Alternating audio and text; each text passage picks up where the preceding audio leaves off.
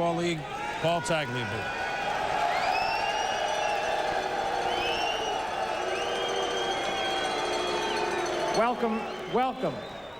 Welcome to the National Football League's 62nd annual college draft. Through a trade with the New York Jets, the St. Louis Rams have the first pick in this draft. So after 4 months of saying the New York Jets are on the clock, for the last 48 hours, we can actually say the St. Louis Rams are on the clock. If you're wondering, and we anticipate that it will be, of course, Orlando Pace, in the 62-year history of the draft. Linemen that have gone number one. Ron Yeri, 68, Minnesota. By the way, I can't believe he's not in the Hall of Fame yet. Chuck Bednarik from Pennsylvania, picked by the Eagles in 49. He is in the Hall of Fame. And Kai Aldrich, 1939 Chicago Cardinals. I don't know, there are not many on that list. To pick a lineman right here, he ranks Orlando Pace ahead of your other elite five in this group of six, who will, in whatever order we see, Mel, be the first six names we'll have today. Well, these are the six players that are really definitely at the top of the draft board. These are the six that everybody tried to trade up to get. We had some premature trading with Oakland and Seattle. Oakland didn't get their man, Orlando Pace. St. Louis will. Sean Springs, a brilliant corner. Darrell Russell collapsed the pocket-type defensive tackle. Bullware, Baltimore considered trading. They may keep the pick. Westbrook won a par almost with Springs, very physical. And Walter Jones. In time, Walter Jones could be better than Orlando Pace, if you can believe that. We're already extrapolating, and here's the first big word of the day, that, you know, that this is where Pace will go. Let's look at the St. Louis Rams a little closer. Second-year quarterback, right. Tony Banks, athletic, so moves around, but he gets sacked, what, 59 times, fumbles, most ever. He needs blocking. He really does, Chris. And I think the important thing is that Tony Banks has got to feel comfortable with what's up front. I mean, look at last year's draft. St. Louis, they wind up taking Lawrence Phillips first. They wind up taking Eddie Kinnison second, and then Tony Banks third. You take a look at the Rams offense. Look at all the 28s, 27s, 29s. Fumbles lost 30th, sacks 30th, interceptions 27th. That's a product of the sacks coming over. Turnovers. Everything revolves around the fact that their quarterback was not productive. When you look at a non-productive quarterback, I think the first place you have to go and look is the offensive line. I think this is an excellent pick for St. Louis to continue to build the future of this franchise. They took a chance last year. At one point, they started 6 guys on offense who were rookies. That's a big risk that Rich Brooks took. Now he gets to see the fruits of his labor from someplace else, unfortunately, and Vermeil gets the benefit. Lawrence Phillips is, of course, that's another story with the St. Louis Rams. The pick made last year before Vermeil was there. When he got out of spending time off-season for a transgression, Dick Vermeil was the first guy to see him there. Dick Vermeil wants to embrace this kid, doesn't he? He really does. I think, of course, Mel and I had our difference of opinion regarding Lawrence Phillips. I'm not going to tee that up quite yet. I still think he's going to be okay, Mel. I don't care what you say. And I think Lawrence Phillips will have grown up. The problems now, I believe, are behind him. And Dick Vermeil has basically sat down with this young man and said, listen, I need you to step up and be the guy that everybody expects you to be. Tony Banks proved he could get the job done. Eddie Kinnison proved he could get the job done. The only guy left in the 3 that were taken last year is Lawrence Phillips. And I really believe that Coach Vermeil and the veterans on that staff, Jerry Rome is the coordinator, does a great job with young people. I think they can bring them along and bring this kid to the level they need to. They've got all the pieces on the offensive side of the ball to get things done that they want to be productive. Well, if they draft Orlando Pace, then comes the problem. Now we got to sign him. And this could be difficult. That's something that, you know, he did not make the trade with him already signed. Let's go out to St. Louis with our Mark Malone. And Mark, good morning, out there still. And I've got to wonder what the Rams are feeling. Do they think they're going to get into a big battle in the trenches over signing Orlando Pace? Well, I've had some long discussions, Chris, with both Dick Vermeil and John Shaw, the general manager here, about that very subject. They don't think it's going to be too bad. They think the best thing that happened was they followed, or that Orlando Pace followed Keyshawn Johnson, a skill player, #1 pick. They know what the cap number is going to be probably by Monday for the #1 overall pick, and they'll go ahead and start negotiations.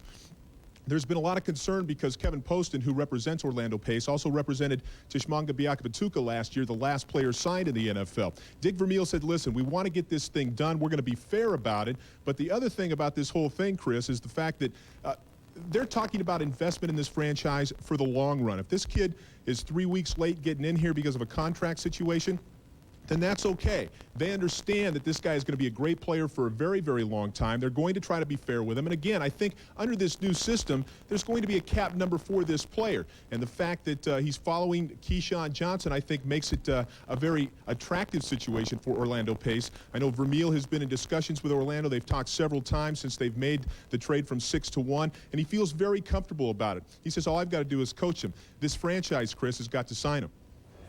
Well, we didn't think that moving up to the #1 slot mark, and of course, why not? It's your dime, if you will. It's your 15 minutes of fame, and that's what you get in every pick in the first round. If this is the first year that you're watching the draft, second round is 10 minutes, third and et cetera rounds are 5 minutes each. But perhaps, and I heard this morning that maybe Detroit was at least inquiring to go up all the way to #1. Perhaps, Mark, the Rams could be getting other calls at this moment, even though they went all the way up to #1 with a plan in mind. Would they entertain getting out of there at this point? Well, I'll tell you what, I talked to Dick Vermeil, and we spent some time last night and talked about this very subject. As of late last night, he had not had a phone call from anybody, no inquiries. Now, it could very well be there had been rumors that Detroit was looking to move up and take a couple of picks there. So it's possible. I don't think so. Dick said that it would have to knock his socks off if he was going to trade this pick. He actually wanted to go for 2 quality defensive football players in this draft, and he thought by having the #1 pick overall, that would give him the ability to do that. But he said he felt comfortable with taking Orlando Pace because in his mind, he was the most dominating player in this draft. There was actually no question about that. Chris? Well, I don't know that anyone has knocked his socks off. They hope that Pace can knock the socks off of those that he blocks. The pick is in.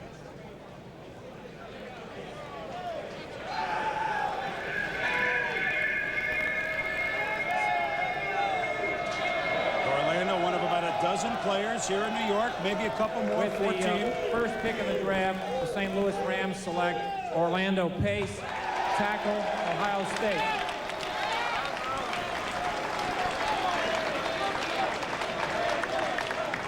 Six and a half, 335. You saw his athletic ability.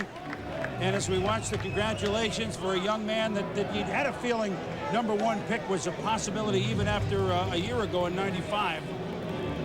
Just a little thought. I mean, he's a wonderful kid. The Oakland Raiders are now on the clock, selecting the second pick.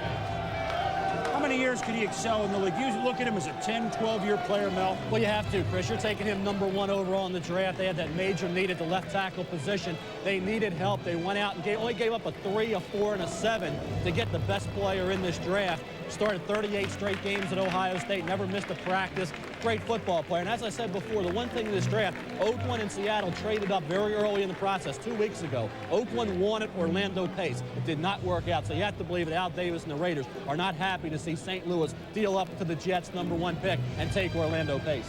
Well, certainly Orlando's signability is one question. But if I'm Orlando's agent, I don't worry about signing right now. I'm on the phone to IHOP or Aunt Jemima because this guy invented or reinvented the pancake block. So if you're listening out there, there's an early tip from someone who cares. Get the deal first with the commercials, then move on perhaps and sign with the Rams. And we hope that there is no trouble and that he gets in on time. And I don't know that he's going to be wearing #1, by the way, Joe.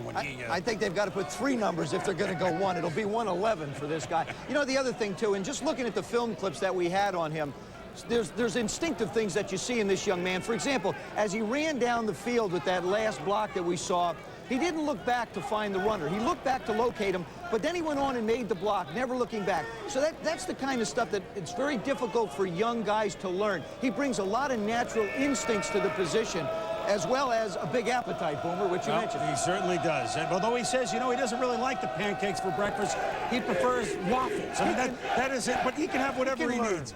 Well, next on the clock are the Oakland Raiders. They originally wanted Orlando Pace, but after, as Mel described, the trade up by the St. Louis Rams, the Raiders maneuvering of a couple weeks ago to acquire the pick from New Orleans here at #2. Now they have already just the second pick of the draft. Decisions, decisions, decisions. And phone calls certainly coming from a couple of teams. Let's go to Miami with Chris Mortensen. And Mort, the Raiders have gotten some calls, obviously from Detroit, that's one. What else is going on, and who will be calling them in the next 12 minutes? Well, I think the Lions are probably having a final discussion with the Raiders about moving up from the 5 spot. Last night, they were willing to offer a 3rd-round pick. I spoke to Bobby Ross, the Lions' new head coach, a little while ago. He's quite comfortable with staying at 5, so he's not going to overpay to go to 2.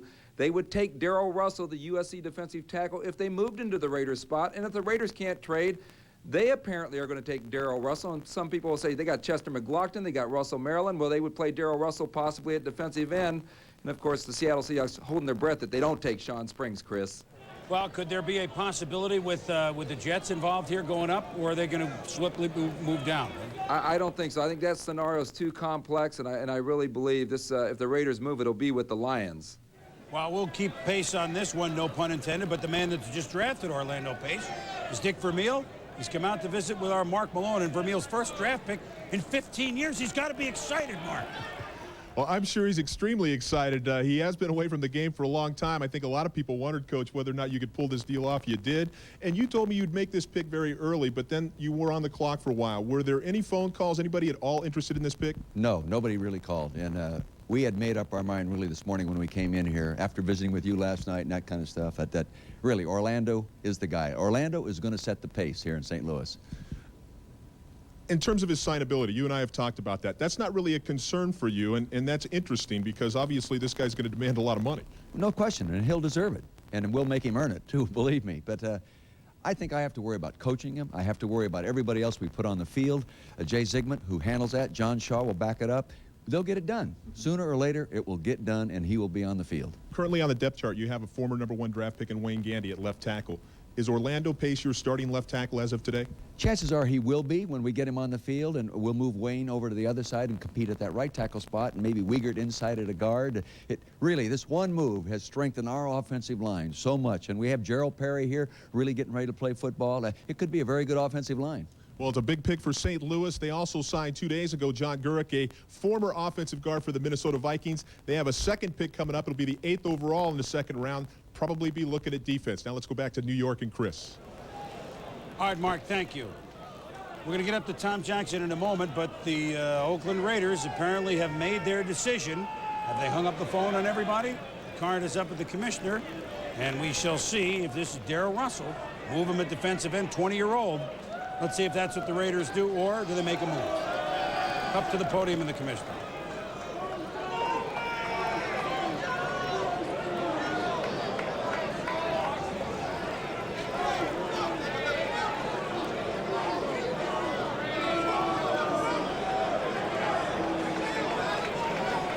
With the second pick in the draft, the Oakland Raiders select Darrell Russell, defensive tackle, Southern California. Oh, the air horns are in here. Seattle Seahawks are now on the board with a choice obtained from Atlanta.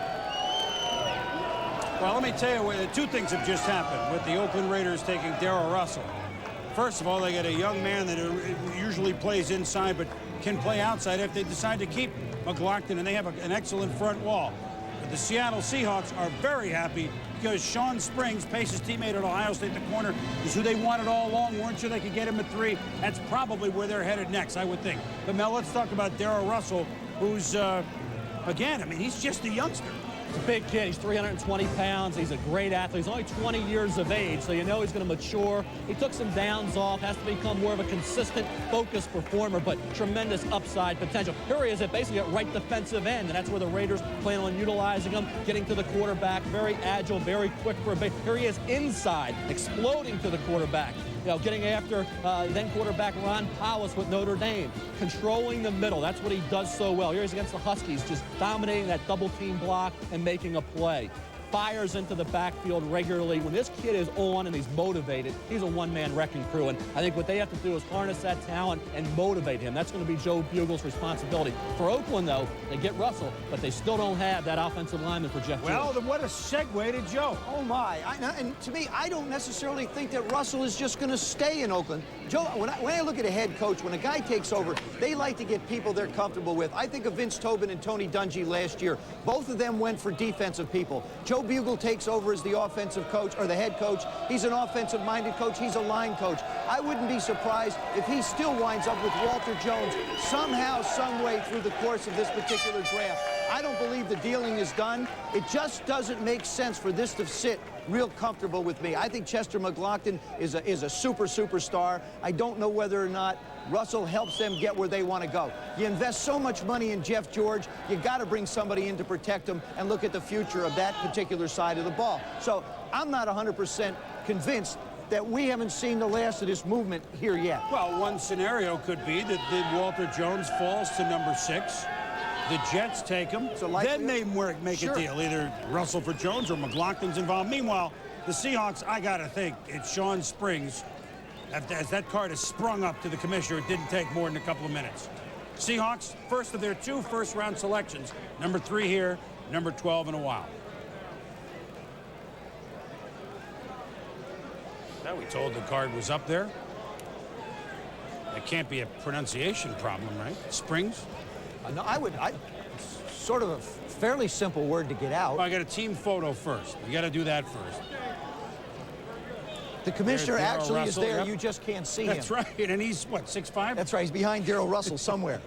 You know, the amazing thing about Darryl Russell, when you look at him on film, he carries 320 pounds, Mel, but it's spread out over a big frame. I mean, he's a guy who could go, it looks like, maybe to 330 and still carry it comfortably. He is huge. I mean, you look at a guy can really plug the middle, can do a heck of a job. All right, here now is the Seahawks. Third pick in the first round, the Seattle Seahawks select Sean Springs, defensive back, Ohio State.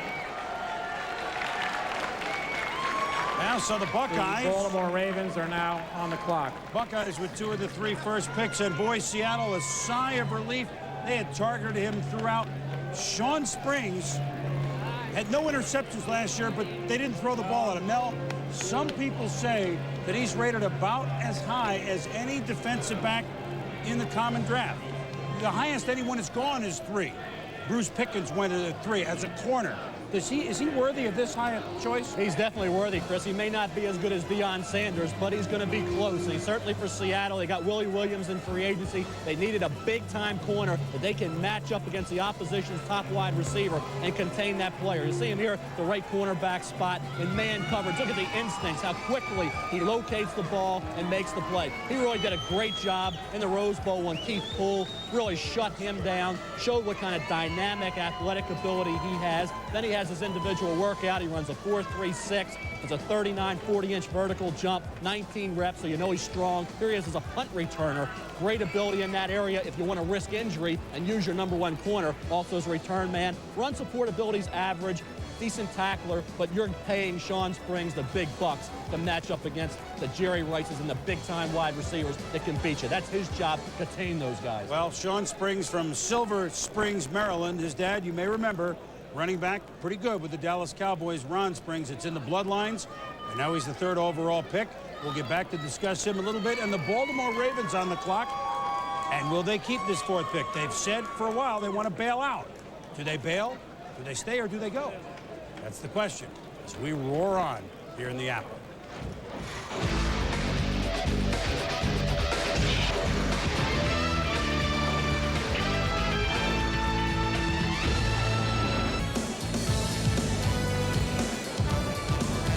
Back in New York, and look at this new and improved, almost like the Hall of Fame wall there. And maybe one day Orlando Pace will be on the wall in the Hall of Fame. You can only hope, but certainly quite a ball club that we saw assembled behind us with the commissioner. I'd like a chance to coach that team. Well, card is in already. Do the Ravens keep the pick, or do they make a swing trade? They've said they dump out. This doesn't seem to indicate that they might. Let's go to the commissioner. It's the Peter Boulware spot. With the 4th choice in the first round, the Baltimore Ravens select Peter Boulware, defensive end, Florida State. Well, so much Detroit for Lions saying are now on the clock. Saying for weeks that they would dump out because of the cap. They had some offers, the Giants being one of them, Mel. Maybe he just looked too good at the end, right? They certainly need defense after squandering all those halftime leads last year. Well, the offers weren't good enough. All they got was a 3 from the Giants, a 3 from other clubs. They didn't get that 2nd-round pick and an offer that they wanted. Peter Boulware is just what they said they needed all year. A difference maker that can make everybody around him better. Great edge pass rusher. You see him here coming off the corner. A right defensive end. Cat back artist. Doing a good job off the edge. blindside pressure. He's a special performer. He's going to come in ready to work. He's been a productive player game in and game out. Very strong, good functional strength at about 22, 23 reps, so that's not a concern. You see his athletic ability here against Florida, blocking a punt. This is a kid that can play some linebacker. Marvin Lewis, the defensive coordinator, worked out Peter Boulware, came to the conclusion he could be an outside linebacker. So don't count that out. You have McCrary to be the right end, you have Burnett on the other side. Maybe initially they try Boulware at outside linebacker to plug a hole and see what happens. Well, he's a smart player. Let's get that out there. His dad, a doctor in Columbia, South Carolina, where he is from. Sterling is quick to point out from the crib. But cap problems. Where's Baltimore? They're the closest team to being over the cap. Look at they're playing some of their players. Now, remember, these are guys not on the team anymore, but they still owe under the cap. Bad Moon Rising, a cool $3 million to Pepper Johnson. Of course, Eric Turner was still there. Leroy Horde was long gone. Tony Jones, now a Bronco. I mean, this is...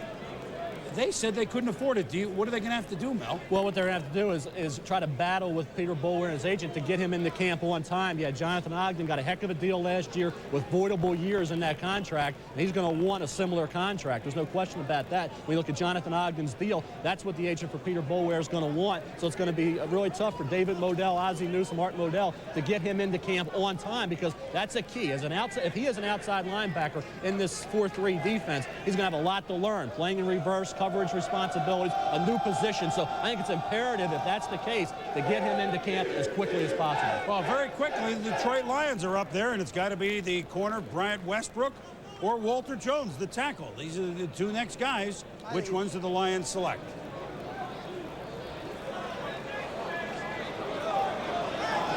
With the fifth choice in the first round, the Detroit Lions select Bryant Westbrook, defensive back, University of Texas.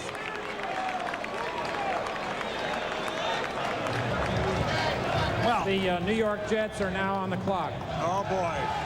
And with that, cue the crowd. The Detroit Lions. I mean, in a division with the Super Bowl champion Packers and the great receivers at Minnesota, when they had to go, and he's a big corner. A smart pick for Detroit and Bobby Ross. It really is. The first 5 picks have gone basically the way everybody wanted them to go.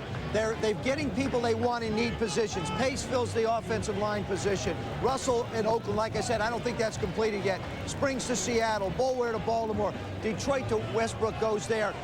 Offensively, the Lions are going to be really fine. I mean, you got Barry Sanders, Herman Moore, Johnny Morton, Scott Mitchell's comfortable, a new coordinator in Sly Grooms, Mark Trestman working with the quarterback. They know they needed defensive help. They know they need a tough one-on-one cover guy. That's who they got, Mel. Well, Mel, he's about 6 feet tall, about the same physical specifications as Sean Springs. He looks for the big hit, doesn't he? He's a football player. He reminded me a lot of Lester Hayes, the former Raider. Very tough, physical cornerback. You watch him game in and game out, just make dynamic plays. Right around 200 pounds, tremendous strength. A guy that plays a physical brand of football. See, 30 career pass breakups, 9 interceptions. This guy has good ball skills. Watch him come up and explode the tackler. Dynamic one-on-one defender. Here's against Randy Kinder. Watch this hit. This exemplifies what this kid's all about. Destructive football player, but don't underestimate him in coverage. Here he gets flagged for pass interference. Joe, that's not pass interference. He came away with the INT. Here he is blocking a punt, scooping it right up and taking it all the way for a touchdown. This kid is a big-time football player. Had a knee injury, serious knee injury early in his career. Came back from that, has shown no ill effects. This kid will solidify a Lions secondary that's been awful the last few years. Let me just say a couple things. The corners in the top 10 in the 30, this now the 31st year, the 30 previous years of the common draft, cornerbacks now, not DBs, corners, just 16 over 30 years in the top 10. We've already had 2 here. For example, Dion was a 5th choice. Michael Haynes was a 5th choice. He's going to the Hall of Fame. Ronnie Lott, who one day will go to the Hall of Fame, was a number 8 pick. Rod Woodson was a 10 pick. To see Springs 3 and Westbrook 5, if the scouts are right, that kind of puts it where the scouts are thinking that these guys may end up after 8 or 10 years in the league. One other thought about Springs.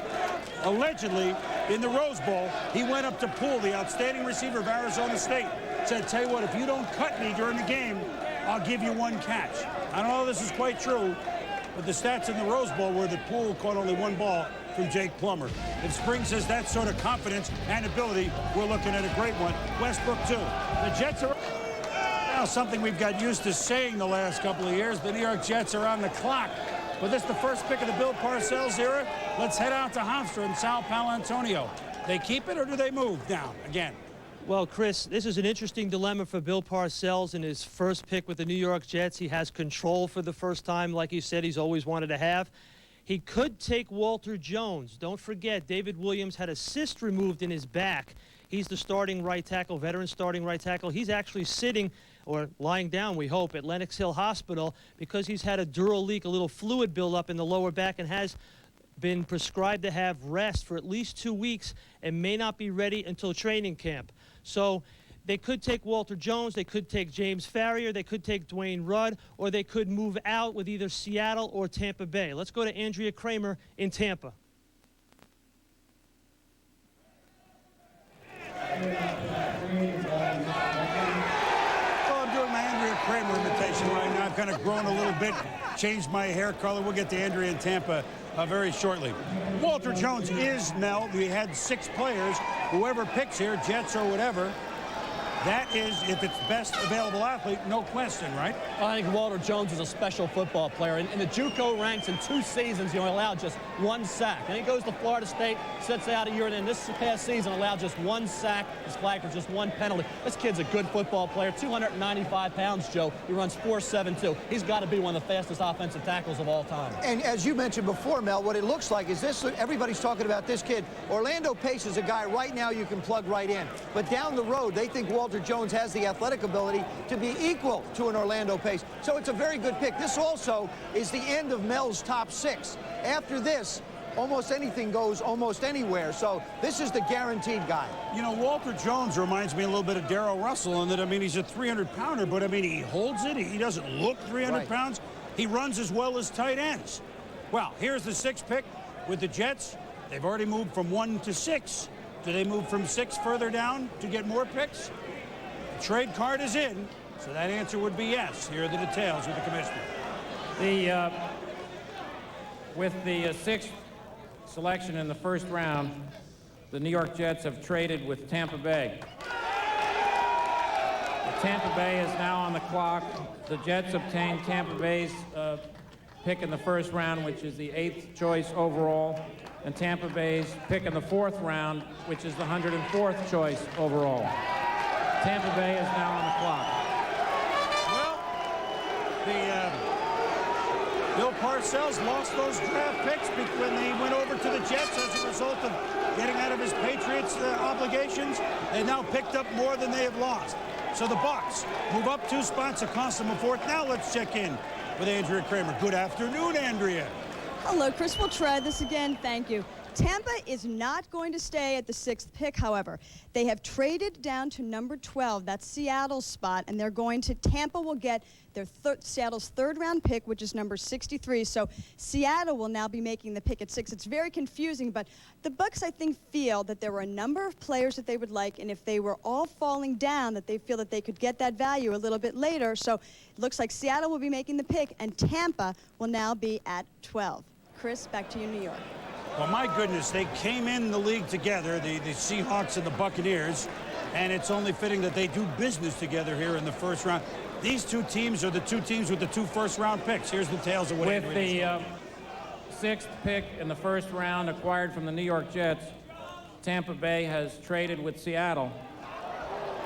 So Seattle now is on the clock. Tampa Bay acquired Seattle's pick in the first round, which is the 12th selection overall. And Atlanta's pick in the 3rd round, which Seattle had previously acquired, which is the 63rd selection overall. So Seattle is now on the clock. All right, so let's recap here. Welcome to Trader Vic's. We'll have a pina colada at Trader Vic's, and his hair was perfect. They're not talking about you, Mel. It's a line from Warren Zevon. Well, this is an involved story with Seattle. Let's talk about Walter Jones first, but then let me give you the background of how a political vote that didn't happen yesterday affected these moves today. All right, but Hank Goldberg, are we ready up there? Is in the Pacific Northwest. Top of the morning to you, Hank. And I guess the fish are swimming upstream, aren't they? Yes, they are, Chris. Dennis Erickson told me last night that this was his objective, to move into the 6th spot, to take Walter Jones. It fell just the way he wanted with the selection of Springs. You mentioned the legislative situation here, and very quickly it's this. They need 50 votes to get approval for a stadium vote on a referendum. And they haven't gotten those votes, and the election hasn't taken place, but they decided to go about their business as if that situation doesn't exist. The problem is they're looking at $13 million in bonuses and salaries right now, Chris. So that's the situation here. They're feeling pretty good. Well, they should feel pretty good. We're going to go back to you in a minute, but let's make it official with the commissioner, Hank.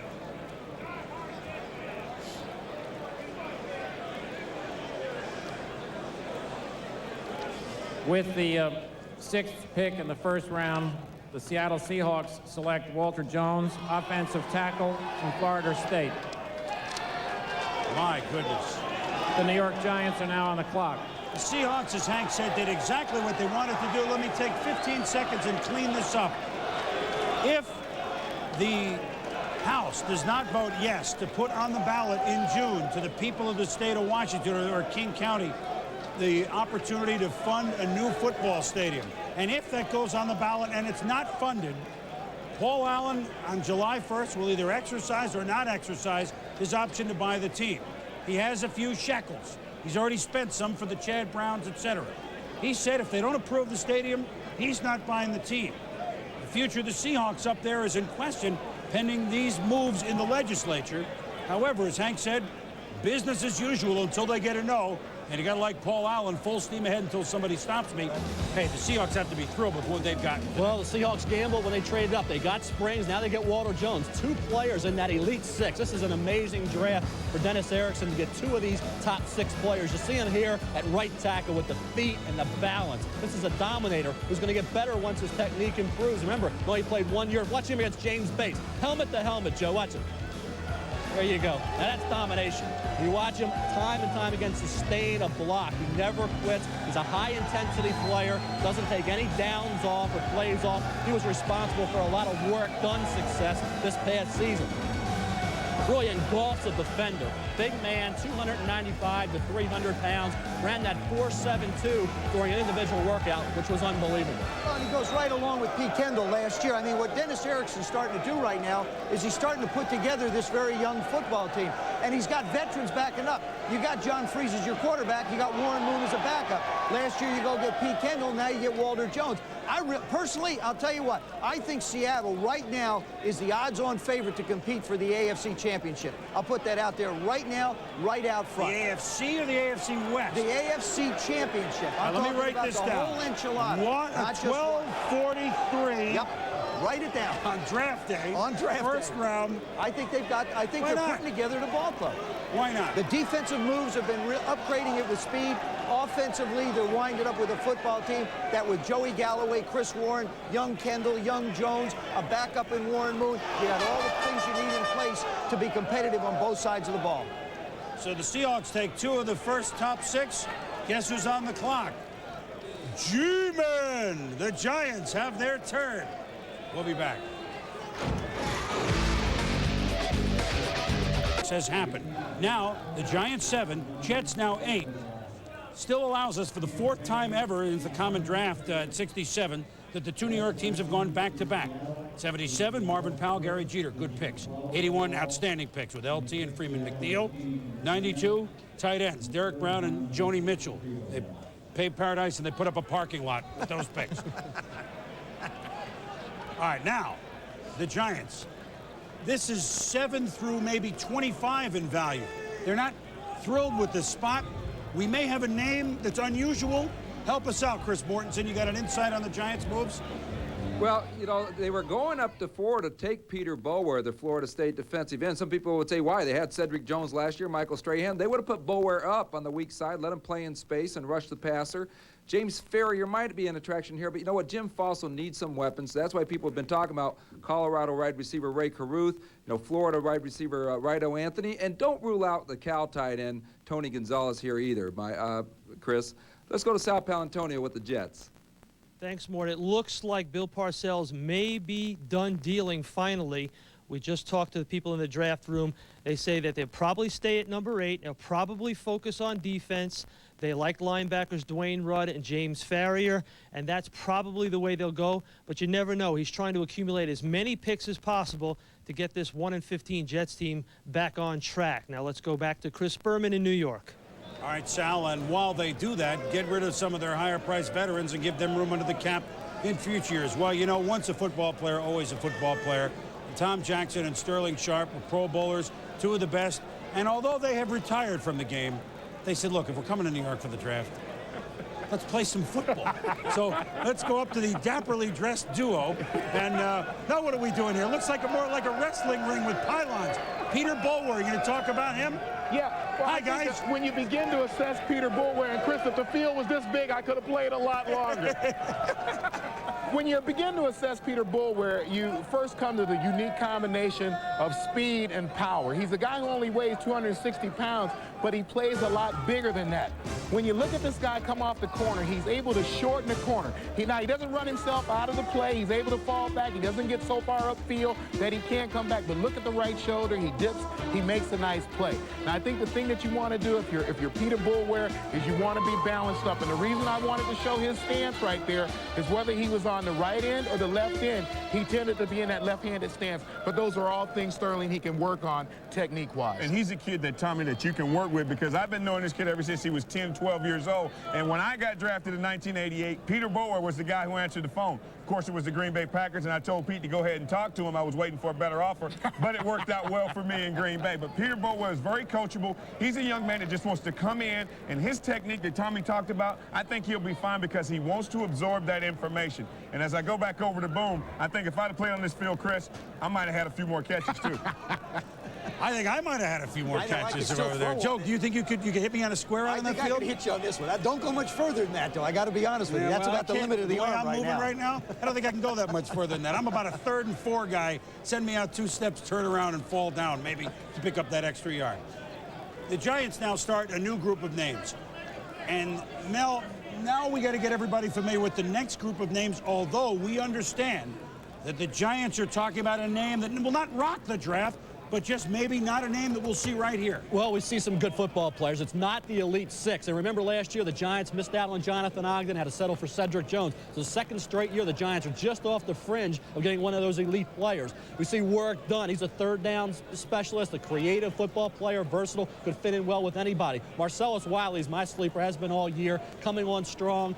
You look at the rest of that group that's after that. Tarek Glenn was 354 during the season. Now he's 331. Ike Hilliard. This is a kid steadily moving up the draft board. Gives you tremendous ability after the reception. Renard Wilson. We know that Bill Parcells really likes Renard Wilson's intensity and great motor. So there's not that much difference in talent when you look at this group from the 7th player down to 18, 25. There's not really that much separating those players. The Giants may think about moving down. You say, why not move down? Well, who wants to move up if all these players are the same? It takes 2 to have a deal, and the Giants may have to use this pick simply because there's so much equality. I mean, everybody from 7 to 25, 30 is basically a similar grade. This is the start of a new era, Joe, with the Giants, with Jim Fossil, who has really been a quarterbacks all over the league. Love him when he's the offensive coordinator. Now he's head coach. He's vowed to make Dave Brown a big-time quarterback. You would think he would go out and get him some help, wouldn't you? Well, look, I think there's only one thing you have to look at, and that's the right-hand column. This is the Giant offense. That's all 30s, folks. Those are not misprints. Total yards, passing yards, rushing TDs, thirds, and 12 of 1,000 plays for 25 yards or more. That's 0. I think the one area that you have to look at with Jim Fossil and his offensive coaches is they've got to get the ball down the football field, whether it be a 3rd down back coming out to help him or whether it's a guy who can stretch the field. That would be the area I think he'd be looking at. All right, we're thinking offense. What are the Giants thinking? Let's go back up to the commissioner. With the 7th pick in the 1st round, the New York Giants select Ike Hilliard, wide receiver from Florida. The New York Jets are now on the clock. Let's say one thing about the Giants, and they've had some nice receivers. And they tried Lewis a couple years ago, but really, since I think Del Schaffner, or all right, I'll give you Homer Jones in the 60s, They haven't had a deep threat. Is Hilliard the answer to a deep threat, Mel? I'll tell you what Hilliard is. He comes from Steve Spurrier's offense. He's a guy that is tremendous in the open field after the catch. 29 touchdowns. He gets the ball in the end zone. His uncle is Dalton Hilliard, so you know this guy's got the good bloodlines. Watch him here. After he catches the football, that's the key. Look at the moves in the broken field. How creative he is after the catch. That's the key to Ike Hilliard. Throwing the 10-yard pass, he turns it. Watch this move right here. Now that's a football player. This kid can create so much. A 10-yarder can become a 30-yard touchdown. Here he is again. You see the hands, the ability in traffic, fade routes. Very experienced at that at Florida. Again, against top competition. This is Deshae Townsend, a good cornerback. Look at that move. I mean, this is against good football players. He's leaving these guys in the shade, Joe. I mean, this guy is tremendous after the reception. The best wide receiver, along with Ray Caruth from Colorado, after they get the hands on the football. He's not as fast as Caruth, but I think he runs with the football a little bit better. The other thing here, too, is George Young. 9 of the last 10 drafts have been offensive, and in the entire time that George Young is picked, he has not traded out of this pick. Everybody talked trade, just didn't happen. You look at the people. Cedric Jones is the only defensive guy. Wheatley, Lewis, Brown, Bunch, Hampton, Williams, Moore, Ingram, all offensive people. This is, I think, going to really help Jim Fossil out tremendously, Chris. Production, Joe. 25 touchdowns by Hilliard the last 2 years, 34 in his collegiate career at Florida, certainly playing in a great pass system. He's not a burner per se, but some scouts liken him to Andre Reed, the way he gets the ball, moves over the middle. And if they can get Andre Reed out of this pick, I think the Giants will be very pleased. I got to tell you something. When you play in Giant Stadium, I think Giant Stadium is the toughest stadium in the National Football League to throw in. I think a lot of Dave Brown's problems had to do with the scheme that he was in and the weather that he plays in and the conditions. This kid here may not run down the field real fast, but he has the ability to make catches and make things happen. I think Dave Brown's going to be a much improved quarterback with his abilities this year, with his numbers, and Ike Hilliard is the kind of guy who can be a go-to receiver for the Giants. I think the Giant fans are finally going to have something to cheer about after 25 yards in a long time. Well, it is the first time in a while. We certainly, our college crew, headed by Chris Fowler and company, have certainly enjoyed watching the Florida offense through the years. Let's go up to our Bristol, Connecticut studios with Chris and Jaws and the pick for the Giants and Jim Fossil on offense. Production, certainly not a question, guys. Well, you mentioned Homer Jones, Boomer, the last all-pro wide receiver for the Giants 29 years ago. Recent receivers have played more like Homer Simpson. But Ike Hilliard becomes Mike Gottfried, the first receiver taken over Colorado's Ray Caruth, over Yetiel Green, the guy with the great workout stats from Miami. Does he deserve to be the first receiver picked in your mind? Well, I think he's a great receiver. I think, first of all, when you look at this receiver, he's a very aggressive receiver. He changes directions like you've seen on the film, and he's the clutch receiver for Florida's offense. Danny Werfel went to him in the clutch. He's a fade guy, a corner route guy. He's going to work well against man coverage. He's an excellent pick. He is the first #1 pick on offense under Steve Spurrier at Florida. Emmitt Smith, the last Gator to be taken in the first round on offense. Amazingly, those 4 SEC titles, and Hilliard becomes the first #1 pick out of that. How does he fit into the Giants offense? Obviously, he gives them the impact player they wanted. Chris, it's a great fit for the New York Giant offense, particularly under Jim Fossil. He's a guy that loves the timing and rhythm passing game. And a guy like Hilliard can stretch the defense, get the free safety out of center field, and create the vacancies underneath. And that's the real key. Howard Cross can now catch the ball underneath, Callaway underneath. I mean, Thomas Lewis, they've got the guys. I mean, it's a great pick for the Giants. Now the Jets up, 6 juniors in the top 7 picks. What will the team from New York Jets do? Chris? All right, guys, thank you. The Jets have made the pick, finally, after all their trades.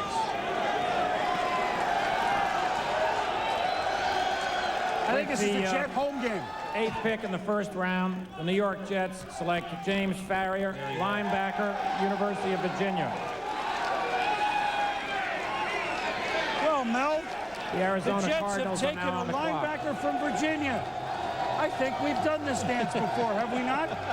I'll tell you, when you look at the New York Jets and you look at James Farrier's ability, a multi-dimensional outside linebacker, a guy that can cover, can do a job at the line of scrimmage, well coached by Rick Lance, during his career at Virginia, a guy that really can go sideline to sideline. When I liked him early in his career as a sophomore, he was 215 pounds. Now he's 240. You see a guy tremendously strong, 24, 26 reps. Like I said, Rick Lance coached both Farrior Farrier and Jamie Sharper and did a heck of a job. Watch him here, number 42. They turned him loose a lot more this year, let him get after the quarterback, but really sets him apart. Watch him in coverage here. It's how he senses things, also shows very good hands for the interception. So when he gets the opportunity for a turnover, he converts. You watch him here again. Look at his ability. He moves quickly, locates the ball, no wasted motion. That's what you like about Farrier. Consistent productivity. Traditional 4-3 outside linebacker. I thought he was a guy that could come right in and start at an outside linebacker position. Well, first of all, you like if he's a defensive player, you take the F out, you put the W in, he's warrior. So that's the first thing you like about him. Second, can we bury the misunderstanding here? Jeff Lageman was the guy I was talking about, who you liked as a player. Can we bury it? Mike Hickey, who called me the other day, and Mike, I owe you a call. You liked him as a ball player, and you like Farrier as a player. I like what the Jets did. It, right? They created an opportunity. Yes. They didn't take James Farrier where they were picking. They moved down twice and still got James Farrier. That's the difference. The Jets took Lageman where they were slotted. The Jets and Bill Parcells moved down twice. Now they have extra choices that they can turn in to good football players, especially for a Jet team that needs to solidify so many positions. Let me tell you something quickly as we go to South Palo Antonio. I think the team on the clock next, Arizona, was looking at Farrier. Now they're scrambling in their war room right now. That's changed their philosophy. Bill Parcells, Sal's got to feel pretty good. Couple of moves, still get a heck of a performer on defense. Right, and he got an extra 4th-round pick out of it. But the linebacker, Boomer, was really not a need area in defense for a defense that was ranked 30th in the league in touchdowns allowed last year. They did sign Pepper Johnson, a former Giant that was with Parcells in New York during those Super Bowl years, to play middle linebacker. They have Mo Lewis on the strong side, and Marvin Jones was moved to the weak side. We've heard from a number of teams that the Jets are trying to trade Marvin Jones. Now let's go back to New York. Well, the last 2 seasons, Sal, Farrier is registered, doing some quick addition here, over 250 tackles. Here's what the Jets have done thus far, starting with their move a couple days ago with the Rams. As you look at Farrier and the commissioner, it is a Jet home game here. The Jet fans have outnumbered the Giant fans, by the way, if you're scoring at home. The Rams got, here's what the Jets got in the Pace deal, as it turned out. They swapped the ones, they pick up a 3, a 4, and a 7, which they traded to Philadelphia to get Dixon. Then they traded that one to Tampa, okay, to swap spots, and they pick up an extra 4. All right, so for all that, they pick up Farrier, and they get 1, 2, 3, 4 extra picks out of it. So the Arizona Cardinals are on the clock. Now they may have a decision. Who's going to wash his face at the end of the day? We'll be back.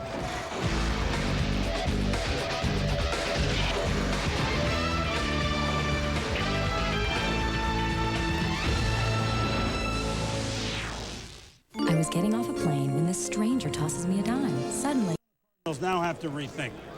They were hoping to get Farrier. I believe that's one of the players that they certainly wanted. They now have to think about a defensive back, which may be a little rich as far as looking at the draft in the 9-hole to pick a guy like a Tommy Knight.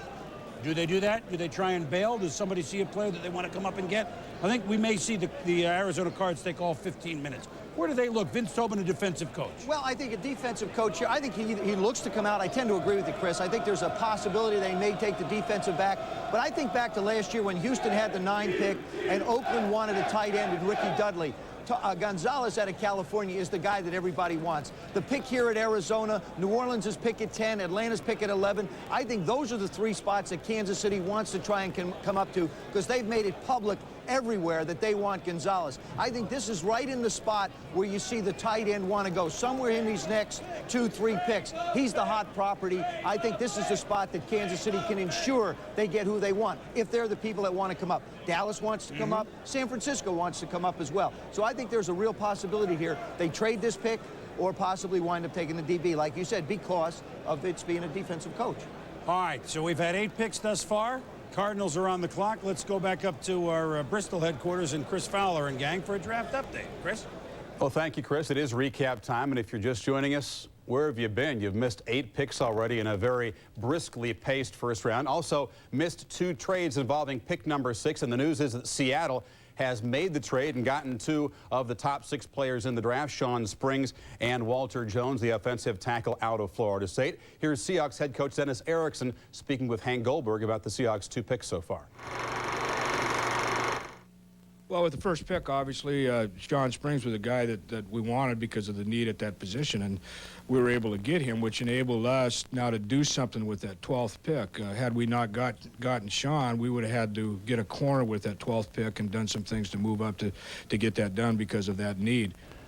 And Ron Jaworski joins me. Sean Springs, defensive back number 2 taken in this draft was Bryant Westbrook. We had to wait till pick number 11 last year to get a defensive back. And Ohio State just keeps producing great players. In the last 3 years now, 8 picks in the first round. How does Springs fit in? He's a guy who's confident, Jaws. He will tell an opposing wide receiver, you out your league. Well, now he's in a new league. He's a guy that could play the man-to-man coverage. Now you put him back there on the corner with Willie Williams, you really freed up the defense. And when you go and you look at what a team can do by doing a lot of different things with the linebackers and with the safeties, and you see it right here on the corner. Say you got a Willie Williams and a Sean Springs that can play good man-to-man coverage. It frees these safeties up to get involved with the running game, get involved with the blitzing game. These guys are key. Now when you got Sinclair and Adams and guys, Cortez Kennedy up front, you now have 11 guys that can attack the quarterback. And when you can attack the quarterback, it's easy to play in the secondary. That's what Dennis Erickson wants to do. That's what Ohio State was able to do. Springs such a good coverage guy. They just left him out here one-on-one. The linebackers and the safeties, as you pointed out, got very involved in the pass rush. All right, pick number 9 up next. Back to Chris Berman in New York. All right, guys, thank you. Well, we've talked Tom Jackson here in New York that if the field was this size, you could have played more. But what happened if you would have to go up against Orlando Pace on a field this size, Tom? There's nowhere to run, there's nowhere to hide. Well, it took me a long time to get around him, Chris, but when you start to assess Orlando Pace, he is atypical of most left tackles in the game. You're looking for a guy usually who's a little smaller and has more athleticism because he's blocking those great right defensive ends whose expertise is rushing the passer. You take a look at Orlando Pace, the first thing you notice is the great balance, and then watch the feet. It's like dancer's feet. You watch him, he has a great grip, gets his hands on you, hard to get away. But watch the punch right there, has the ability to knock people off. And the thing that I like about him the most is that once you get a runner going downfield, Orlando Pace likes what he does. He wanders downfield. He hits people when he doesn't have to. And I think that's something you can't teach and you can't coach, Boom. Don't do anything. All right, well, thank you, Tommy. It's pancakes for everybody at this point. 8 picks thus far in the first round, 3 of them from the ACC. So as we wait for the Arizona Cardinals, who have now about 5 minutes left on the clock. First rounders in the 90s, Ohio State now with Payson Springs and Russell with USC. So USC 1, Ohio State 2, so Ohio State has the lead, 12-11. Notre Dame, Joe, 3rd at 9. We're Michigan, hanging there. Texas We're A&M. just hanging there. Yeah, but you may have. We got a few coming up. We got a win or two We can coming see up. what happens. Yeah. Pick us in for the cards. Let's see what's in the cards for Arizona.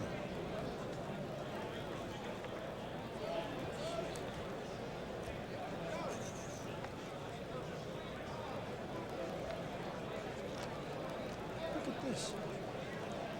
He's delivering sodas.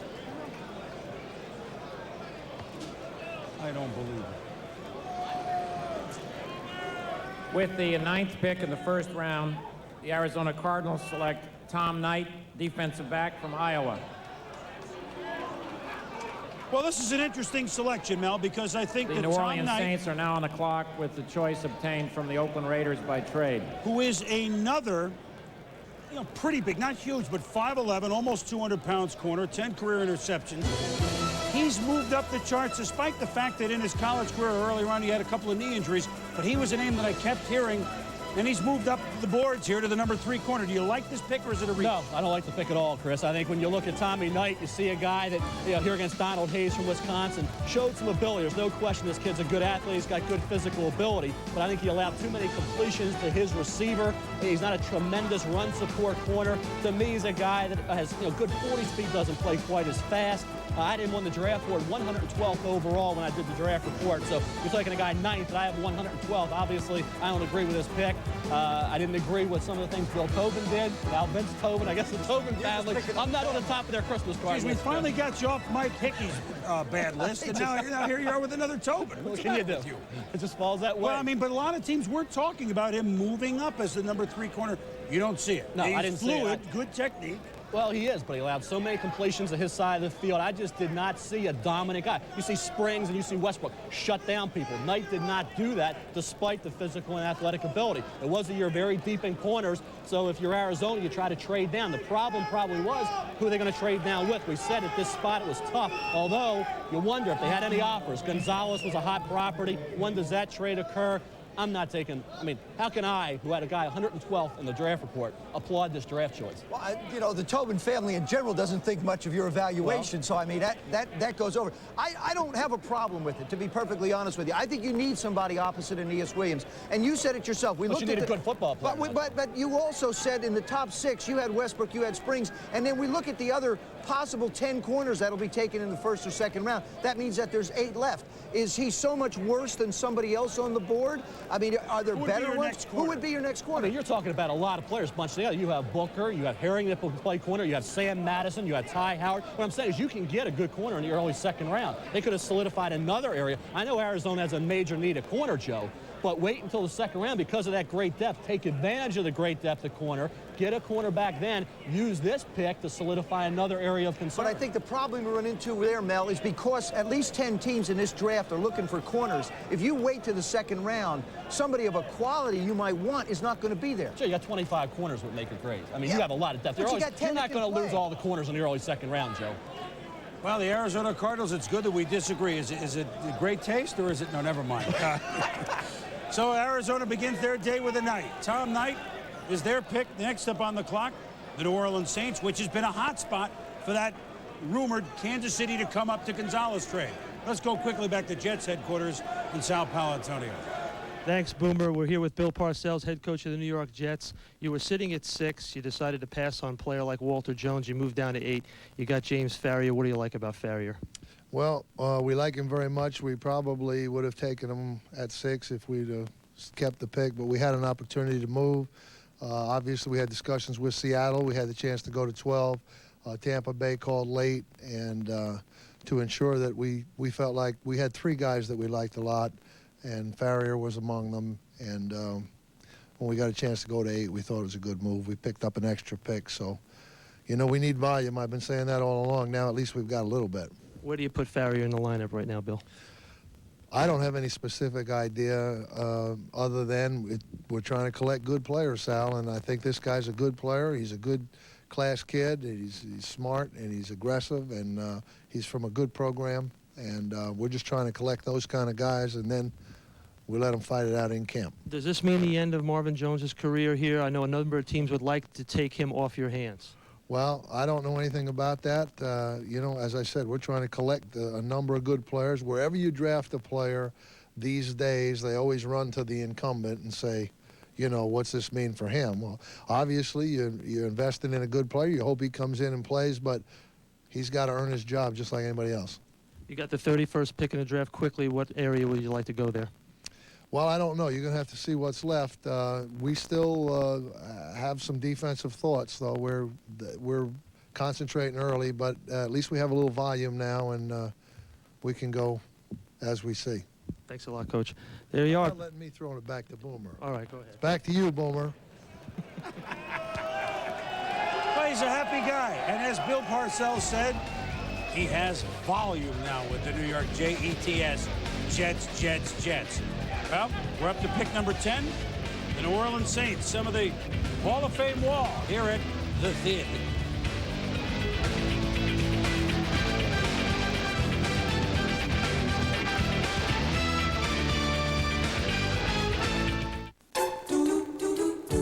Okay, how did Priority Mail win over the Emmys?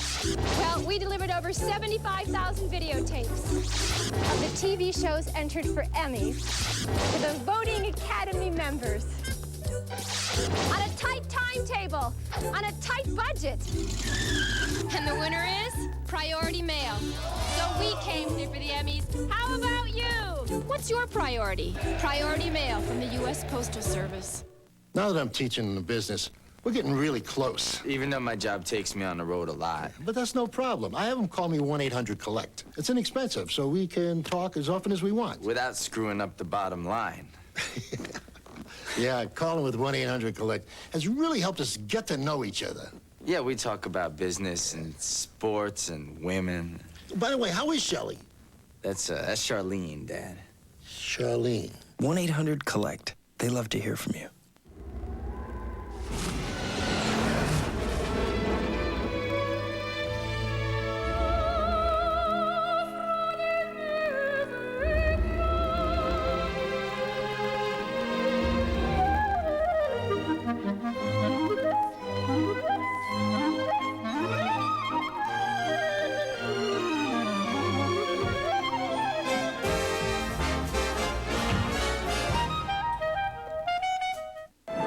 Months is a long time. I wish I could take you with me. Yeah, me too. Oh. Please, for me, all right? For the plane ride? Smile.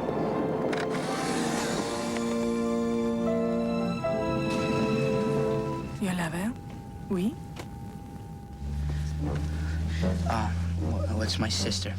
She's sick. Oh. Very sick. Polaroid. See what develops. We are back in New York at the theater, and one of the things that we do here in the 90s, some of us have yet to get on the information highway. I'm still at the stop sign of the entrance ramp, but at any rate, I'm sitting with you. Did Bill Parcells get enough compensation for the #1 pick? And if you dialed ESPNnet.sportzone.com, 69% said yes, he did. 31% no, he did not. And of 100% of the votes, Bill probably couldn't care. The New Orleans Saints, the first pick in the reincarnation of Mike Ditka, now on the clock. About 7 minutes to go if the Saints indeed keep their selection here. Remember, yesterday the Saints did acquire Heath Shuler, quarterback, Washington. So that might be something that they might have looked at beforehand. They're not anymore. Let's go down to Linda Cohn, who is down on the bayou. Linda, welcome. Chris, yeah, Mike Ditka told me acquiring Heath Shuler yesterday was their biggest need, but they have a lot to be happy about right now, and I'll tell you why. Coach Ditka told me yesterday that there could be 2 players, if still on the board at number 10, that would keep Mike and company from trading down. And from my conversations, I believe one of those players is wide receiver from Miami, Yatil Green. Mike Ditka likes Green. He brought him into the New Orleans facility. He not only was impressed with obviously what the kid can do on the field, and we all know about his breakaway speed, and you know how bad the Saints need a big playmaker. He liked the fact that he had a good knowledge of the X's and O's. But I also talked with Bill Kaharick this morning, and he told me, the GM of the Saints, that they're not ruling out any deal to trade down. They're looking to get proper value for the picks that are still up there at 10. And let's face it, this team was 3-13 a year ago, ranked 29th in offense a year ago. Offense has many, many needs, so they do want to stockpile picks. And don't forget, Dwayne Rudd is still out there, and that's a possibility. Now back to you, Chris, in New York. All right, Linda, we'll see what Mike Ditka does with his new roost, if you will, in New Orleans. Here is the Heath Shuler trade, in case you missed it, didn't get the paper today. Shuler out in the quarterback game in Washington with Farrat, the winner of that battle for North Turner. So the Skins, for Heath Shuler, get a 5th-round pick this year and then a pick next year. And, Joe, do you think Heath Shuler can be a good NFL quarterback still? I absolutely do. And I think the big key here is it's 13 starts. And he was 4-9. Part of that has to do with his rookie years. 13 TDs, 19 interceptions. He's only played 19 games. I think the biggest problem for Heath Shuler was plain and simple. He couldn't keep himself healthy. He winds up with a shoulder problem. He winds up with a finger problem. The big thing for Heath is he's got to stay on the football field. He's got to practice. He certainly has the athletic ability, has the ability to throw the football. And as a matter of fact, if you look back at the competition between Gus Farrat and Heath Shuler, it really wasn't that different. That was a flip of the coin, a tough call for North Turner. He could have gone either way and I think gotten production out of the quarterback position. Right now, it's Gus's job, which is a problem for the Redskins to sign him. But as far as Heath Shuler goes, I think the Saints have got themselves a future superstar with the ability that he has. And he's got some great coaching. A guy by the name of Tom Clements is going to be the quarterback coach there, former Notre Dame coach. I knew that would get it. That former Notre Dame quarterback, and I think he's going to get some great tutoring. He's going to play for a tough coach. He's going to play in a system that will not ask him to just go out and win football games. I think there's a big upside down there, Chris. Well, obviously, Jim Everett is the starting quarterback. Now, we all think of Mike Ditka with quarterbacks of his conversation with Jim Harbaugh a few years ago when Harbaugh was quarterbacking the Bears. Of course, who knows what kind of conversations Ditka had with Jim McMahon over the years. But what does Mike Ditka expect in quarterbacks? His quarterback, we asked him. I think the quarterback on your football team, and this might sound stupid, he's got to be the toughest guy on your football team. And I think he has to be one of the most respected, if not the most respected. Those two things. He has to be tough. He has to be thick-skinned, but he has to be tough where he can take the physical and mental abuse the position's going to bring him. And I think the other thing that he has to have the respect of his teammates by how he plays the game and his demeanor on and off the field. You know, Boom, you just take a look at the quarterbacks that have played for Mike. I mean, McMahon, Doug Flutie, who Mike tried to get out of the Toronto Argonaut organization. They wouldn't let him go. Mike Tomczak, Jim Harbaugh, Peter Tom Willis. You talk to any of those quarterbacks, they'll tell you about how tough it is to play for Mike. And I totally agree with him when he talks about the toughness aspect of the quarterback position. There are so many things you have to deal with. You're the only person who can't hit anybody. Everybody gets to hit you. There's a physical toughness. There's a mental toughness. And there's also this respect factor. If you play quarterback in the National Football League, not everybody on the football team is going to like you. That's just the nature of the position. But they have to respect you when you line up on the football field. And that's the thing I think that all of us look for. We weren't going to make a lot of friends maybe in a lot of instances, but if they could line up and say, I respect that guy for the job he does for this football team on Sunday, that's exactly what Mike wants. I think he's got that both in Jim Everett and Heath Schuler. He's got a nice 1-2 combination. Just depends on how the cards fall for him down there. Well, there's no question, guys, that the Saints offensively were just anemic last year. They're the only team that never scored 30 points in any of their games. Now, I know, you know, San Francisco and Carolina, two of the better defensive football, but still, every now and then you have to do something. Now, does he do a running back here? I mean, he certainly, they couldn't run the ball at all. And here are those numbers that you shudder at, you. There's a lot of 30s and 29s. So offensively, they just have to move things. Although Mike's offense is not going to exactly be the West Coast offense. It's going to be the Midwest offense. I'll tell you what's exciting, Boomer, is though Danny Abramowitz takes over this football. Maybe he can be a receiver for Well, that's the thing. He's a receiver coach. He understands the game. They need to replace a lot of people in skilled positions. They need people to get their hands on the football and make plays for them. I don't care who's throwing the football, whether it's Jim Everett, Heath Schuler, you know, Bobby Lane. It's not going to matter who's throwing the football down there unless somebody can get it and put it in the end zone. Now, Mike has made the comment also. He said, look, we are going to run the football. It isn't a question we want to. It isn't a question I think we can. He's made the statement that they are going to run the football. Mike Ditka and Bill Parcells, in my opinion, are two coaches in the National Football League. By their mere presence on the sidelines, can will victories for football teams. They will run the football. Right here, a running back would be a likely choice if they stay. No question. Now, Mel, I guess the pick is in, but now we have not had a running back go here today. We expect a lot of them to go early second round. Well, let's go to the commissioner. Smith, Dillon, big guys that Ditka might look at.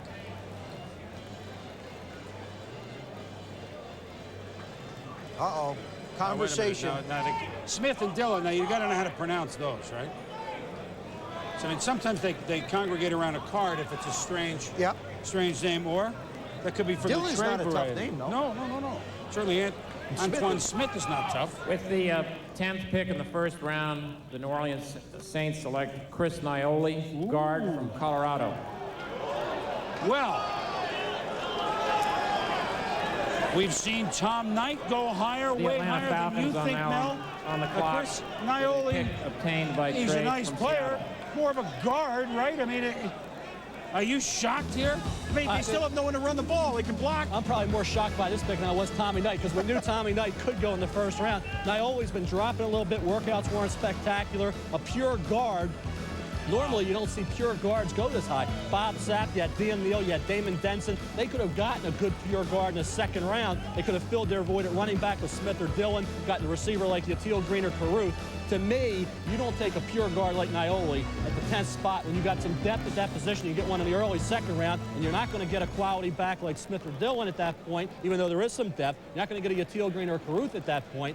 To me, this is even more of a surprise than Tommy Knight. This is, to me, Knight and Nioli back-to-back are two major reaches. I mean, is it safe? I mean, sometimes, you know, you want to go safe. Is this safe or not? Well, it's safe, but it's not the right move. I mean, when you look at a guard, you can plug him in, but to me, you have to look at what's the strength of the draft. And where, if you want a guard, you can get a Dan Neal, a Damon Denson, a Bob Sapp, possibly in the early second round.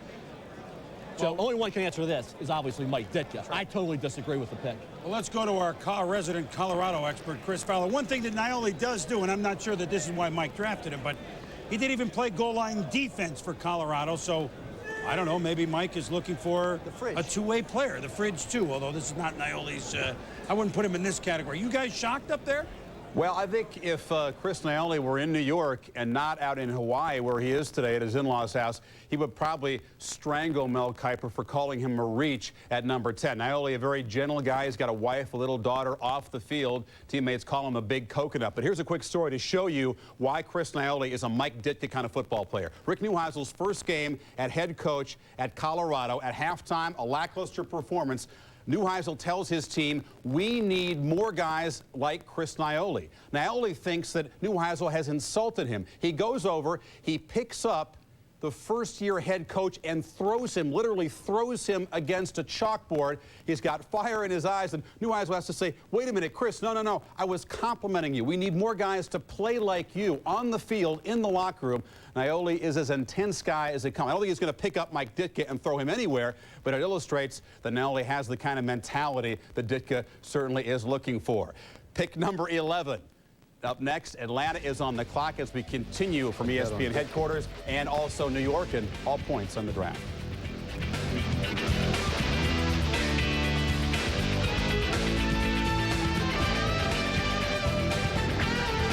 Just what does it take? Looking for a Chevrolet? Buy direct. Call Chevy for a new Buick, any Buick. Buy direct. All right, we are back at the theater, and a couple of picks that have surprised some folks, with Naioli going to the Saints, and before that night going to Arizona. Now comes Atlanta and the start of the Dan Reeves era in Atlanta. Two things. It's a defense that was horrible, and it's an offense that was a run and shoot. Dan is not quite a run and shoot type player, coach, I mean. His quarterback also gone, Jeff George. Bobby Hebert may become a 49er. They're going to work him out next week. He's got to overhaul the whole football team. He has a big back in Jamal Anderson, and what else does he have? Well, you know, not a lot, to be perfectly honest with you. I mean, he has no tight ends. He doesn't have a fullback. He's got to replace his wide receiving core because they're basically small guys that move around a lot. I think you can look at the Atlanta Falcons, go back a few years when the Houston Oilers wanted to convert away from the run and shoot. I think you're going to see that same type of a situation. It's going to take 3 years just to get the people you want. I wouldn't be surprised if they trade out of here for picks. I think they need a lot of different things on the offensive side of the football. You've got some wide receivers certainly that are available, but also, as Coach Parcells has wanted to do, he's looking for volume. I think Coach Reeves probably could look for the same type of thing. Dan's in charge down there now, so he'll go out and I think try and build the offensive side of the ball, but you can't argue. There's too many holes in Atlanta, Chris. They're going to have to fill them on both sides of the ball. No matter where they go, it's going to be a good pick for them. I think one that Atlanta does have 2 twos in the first half of the second round, so they've got 3 of the top with 40 or 41 picks. Dan Reeves, as we go to Chris Myers in Dallas, may have some insight on where he's going here. And maybe this is a position where the Dallas Cowboys, could they engineer a trade with their former player and assistant coach Dan Reeves? They covet a tight end. Is that possibly what's going on, Chris? Yes, Chris, that's something that Dan Reeves is thinking about and the Atlanta Falcons are dealing with, although there are some defensive players that have slid down a little bit that Atlanta could go with. But that is the biggest area, changing from that run-and-shoot offense to the conventional two-back offense. So Atlanta needs help at running back, different style of wide receiver, and, of course, a tight end. They did add one through free agency, but they're looking for a quality tight end. And the 2 lead tight ends, David LaFleur and Tony Gonzalez. LaFleur actually fits into what Dan Reeves is considering in his offense a little bit better, although Gonzalez, many feel, has the better downfield potential. So that's what the Falcons are considering. It's a little bit too early for Atlanta to go to quarterback right now. Right now, let's go to Miami and Chris Mortensen. Well, Chris, I think the Falcons were looking at 2 defensive players in particular, Ferrier and Knight. They're gone. So they boxed themselves into picking probably offense again, and they need a tight end. Tony Gonzalez is the guy they're really looking at here, the Cal tight end. And believe it or not, they like Naioli a whole lot, even possibly here if everybody was gone. But I really think they look at Gonzalez or maybe even Bell out. Chris? All right, Mort, Chris and Chris, thank you very much. Well, here are two tight ends that are going to go in the first round. Gonzalez from Cal and LaFleur from LSU, the 6'7". You expect him to go in the next 10 picks, these two guys, Mel? Well, I think they are. I think when you look at David LaFleur, 6'7", 280, outstanding blocker. Gonzalez is a tremendous athlete who's going to get better. Spent all that time on the hardwood. When he concentrates solely on football, you're looking at a better upside with Gonzalez, although right now LaFleur, outstanding inline blocker, really an extension of your offensive line. Really had no quarterback at LSU that could accurately get him the football, so he had to adjust to a lot of poorly thrown balls, and I thought did as good a job in that offense as anyone could have expected. Well, I think Mel, in this particular spot, you look at one football team that wants to take it to the next level and needs one particular player. That's going to be Tony Gonzalez for the Kansas City Chiefs. I look at the Chiefs here. I know the Cowboys want him to, and I know San Francisco covets Gonzalez as well. But I think for the Kansas City Chiefs, you've added running backs in Hill. You've got yourself a good football team. You've added the quarterback now in Elvis Grbac, which has kept, I think, held them back a little bit. Now all of a sudden, they've never had anybody that can catch the football in the West Coast offense like Paul Hackett wants, the offensive coordinator. This kid here would fit the bill perfect. Plus, also, he comes out of Steve Mariucci's system, who is a West Coast type of guy. He's now the head coach in San Francisco. So everything that I see points for an opportunity for Kansas City, if they can make the deal, to add that one other element to the offense that can put it over the edge and match up with the defense that has done such a good job for him over the last couple of years. Well, we've seen lots in the top. We've seen a couple of interesting picks, and as we wait for Atlanta, followed by Tampa Bay, Houston, and Cincinnati, let's go around to our reporters around the league, starting with the city where we all began today in St. Louis, the gateway to the West. Here's Mark Malone. Mark? St. Louis set the pace for this year's NFL draft by drafting Orlando Pace, the most dominating offensive lineman in recent memory. Dick Vermeil and his staff will now turn their attention to the defensive side of the ball, looking for a quality cover corner. Now let's go to Seattle and Hank Goldberg. Where they're very happy, Mark, because they got the two guys they wanted. They got Sean Springs with the first pick, the cornerback, and then they traded up with actually Tampa Bay. The Jets were holding that pick and it's handed off to Tampa Bay, and then they wind up with Walter Jones, and that was their plan all along. They had some anxious moments. You see their VP, Randy Mueller, on the phone there. He's making a tea time because they don't pick again until the 5th round. To Sal Paolantonio with the Jets. Bill Parcells took James Farrier, went defense in the first round, and he's still trying to stockpile picks. But look for him to hold on to the first pick in the 2nd round and go defense again. Now let's go to Andrea Kramer in Tampa. The Buccaneers started the day with 2 picks in the first round. They only had to drop down 4 spots, but they gained a 3rd rounder. So they'll be picking at 12, but they still could drop down a few spots before they choose again at 16. Could be talking about a wide receiver, Yatil Green or Ray Caruth. Right now, let's go to Linda Cohn in New Orleans. Well, Saints coach Mike Ditka got what he wanted, a guy who has both strength and character in Chris Naoli, the offensive lineman, with their number 10 pick. Now he looks ahead to more offense. Next time he's on the board is at 33. Now let's get you to Miami and Chris Mortensen. Well, for Jimmy Johnson, this is year 2 of a 3-year plan. He has 10 picks this weekend. He has 6 of the first 96, and I spoke to Ron Wolf, the Green Bay Packers general manager, a little while ago. He thinks from this point on, Jimmy Johnson controls this draft. Now let's go to the Dallas Cowboys with Chris Myers.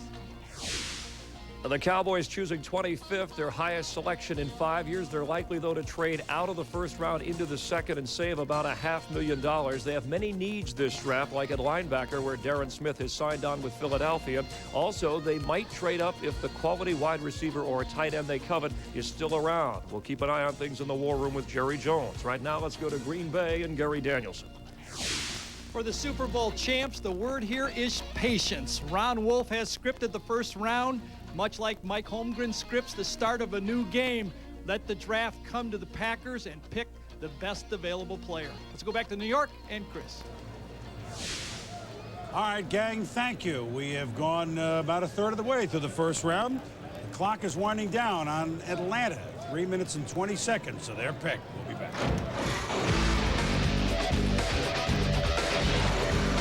NFL draft. The pick is in for the Atlanta Falcons, the first of the Dan Reeves era. Commissioner Paul Tagliabue. With the 11th pick in the first round, the Atlanta Falcons select Michael Booker, defensive back from Nebraska. So another big, strong Bay is now on the defensive clock back, with and the that's well. pick They only had 6 acquired from Seattle interceptions by last year, trade. Atlanta, which, by the way, is the lowest in the history of the National Football League. So here's a guy that can make a pick. But let's first make a pick, not a draft selection, but a pick interception. Let's go while he gets congratulations here in New York to Linda Cohn in New Orleans. Linda. Standing by with Coach Mike Ditka, and Mike has always said the secret of success is success in the trenches, and Chris Naoli is a guy who can make some room for you. Well, Linda, he's a great football player in our mind, and I mean, there's a lot of great football players out there, and I understand what people are saying. You know, it's interesting if you say you got to go pick a skill position, and there are a lot of great football players out there. I know that. We felt right now that, you know, to throw the ball and run the ball a little better, we got to get a little better up front on both sides of the ball, and I think Chris is going to come in there and help us in that area. He's a great character. He's my kind of football player, first of all. He's a tough guy, and I think he's one guy that I might be able to holler at and he wouldn't get his feelings hurt too bad. That's the key, especially one of your players. What about the offers that could be there, were there for you? How many were you debating over? There were a couple offers, but I mean, realistically, for us to drop as far as we had to, it wouldn't have made any sense for us. We could have picked up a couple more drafts, but it wasn't really in our best interest. We have 2 high picks in the second round. We hope to put them to good use, and I think if the draft falls the way we hope it does, I think we'll come out in good shape. Back to Naoli, do you think you can insert him right away as a starter? Well, you know, we got a lot of good football players on this team, and I want to see what Ed King and Don Willis and some other people can do. But yes, we think that he's going to be a starter for us. I wouldn't have picked him at 10 guard if I didn't think he could start for us. Okay, your next pick is number 33, and a lot of needs still out there, especially in the skilled positions that Coach Ditka has mentioned in wide receiver and in running back. Let's get you back to Chris Berman in New York. As you come through, I'll hand it to you. All right, Linda and Coach, welcome back. That's all we can say. We'll be intrigued to watch you on the sidelines with the New Orleans Saints. Well, cornerbacks, we talked about at the beginning. When 2 of the top 5 went, we said, boy, there are only, I told you, 16 corners in the 30 previous years of the draft that went in the top 10.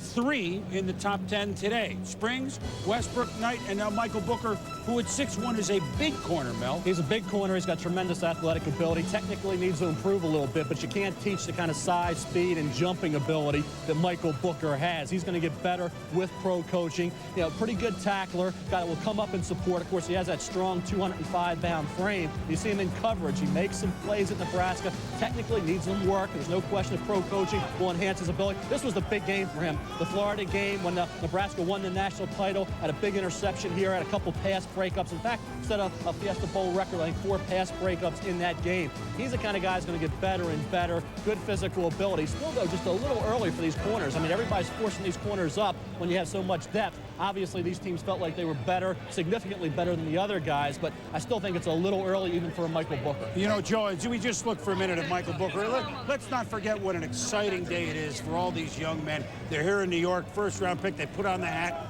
They're excited, and we feel their excitement, too. And I'll tell you, Dan Reeves is excited because he needs them. They need a little pass. Absolutely. I mean, inept is probably the best way you can describe this. There's the dubious distinction of the Atlanta Falcons pass defense. 190 TD passes allowed in the 90s. 4,500-plus yards in 95, most in NFL history. Only 6 interceptions last year, the fewest in NFL history in 16 games. We talked about it before. They have a conversion problem on offense because they're going to go from the run and shoot over to a more conventional style of offense. But the big need is on defense, and I think it's a good way to stop. When you only get 6 interceptions, you certainly need help there. I still believe, even though I'm a quarterback and have been and have that philosophy and mentality, you win games by stopping people from running the football and throwing the football down the field. You can't outscore them, but you can stop them from scoring, basically. And I think it's a good pick.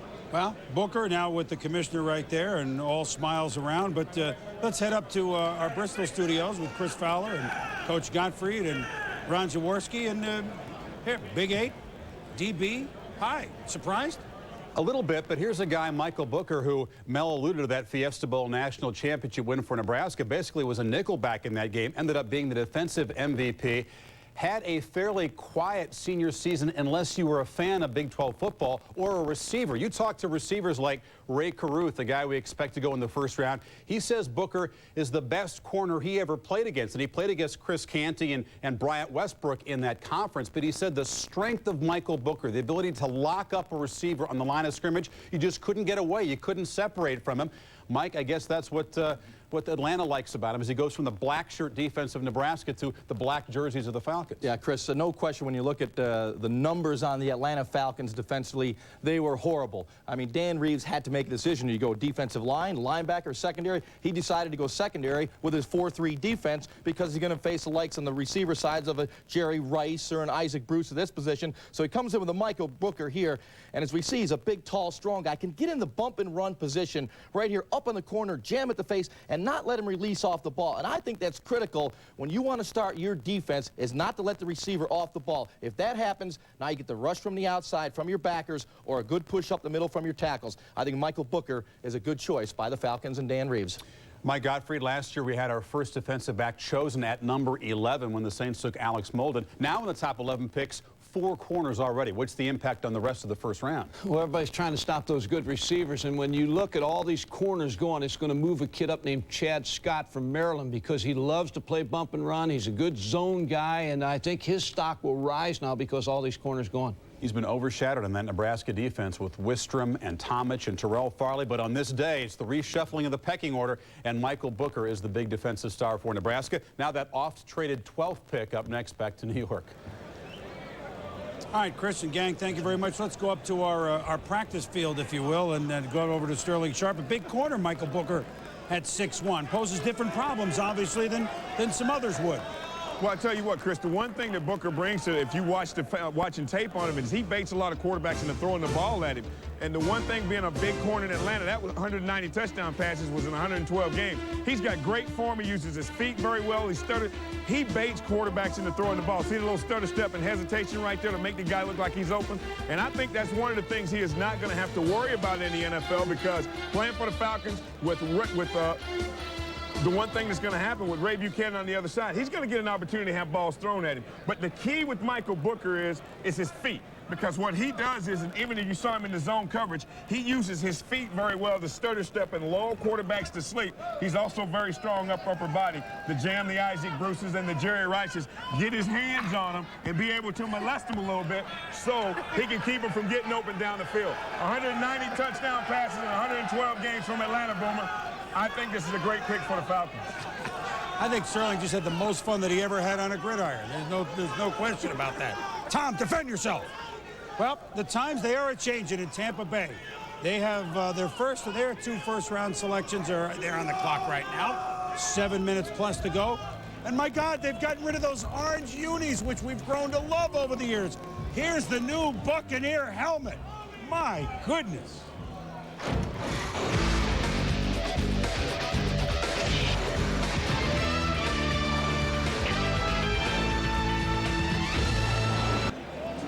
Here's a look inside the Tampa Bay Buccaneers war room with the skull and crossbones going there.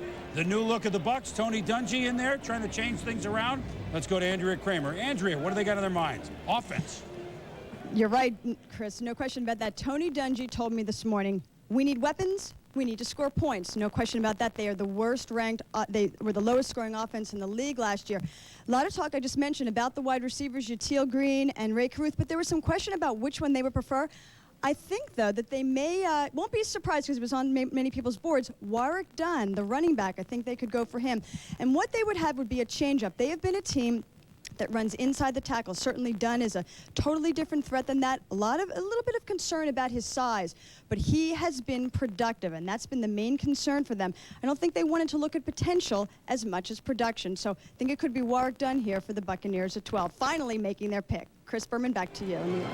Well, certainly, Andrea, that would be an intriguing pick if they took Warwick Dunn without any other running backs gone. A lot of question. He's a great player, but could he be on the field all the time? Well, with 2 picks in the first round, maybe you could take a couple of different guys that could stretch the field. And you heard Mel, as Andrea mentioned, only 221 points scored last year for Tampa Bay. They've got to move the ball. They kind of like the way their quarterback, Trent Dilfer, came on in the second half of the year. Is it receiver? And who would it be?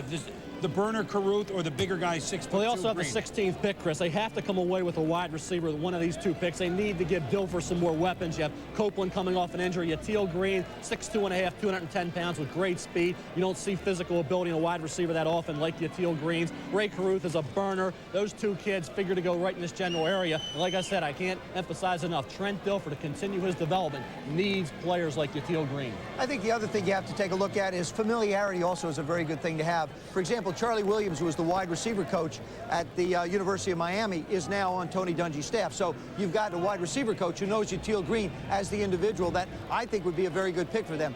You need the guys who have the ability to get down the field. Their wide receivers, Rob Thomas, for example. You've got Alvin Harper is another one. Carl Williams. You've got Marvin Marshall, Courtney Hawkins, Horace Copeland. When you look at that wide receiver core, you know that they need somebody who can get down the field in a hurry. Alvin Harper basically has been a big bust, and I'd be shocked if he's back in Tampa. He might move on someplace else. Could obviously maybe even wind back up with the Dallas Cowboys as a possibility, but he's not going to be a Tampa Bay Buccaneer. I think a wide receiver would be a good choice. Although, Chris, you did mention Warrick Dunn.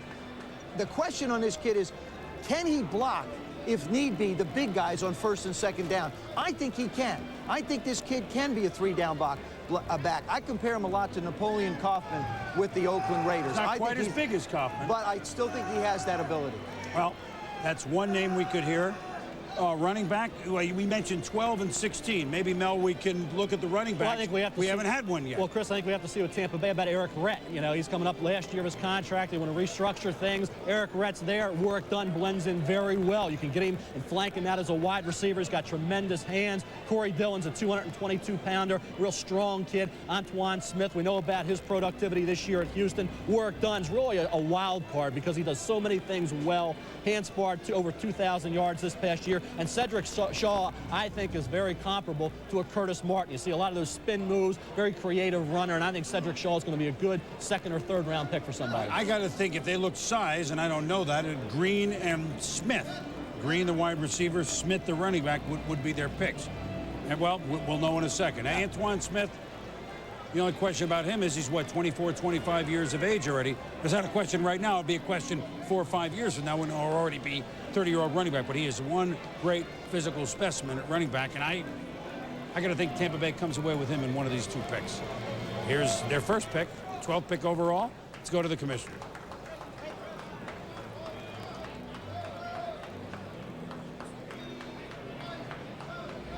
Hey, Tampa Bay, the Bucs are going to shine. Turning things around with Tony Dungy. They're on their way, I believe. With the 12th pick in the first round, Tampa Bay selects Warrick Dunn, running back, Florida State. Well,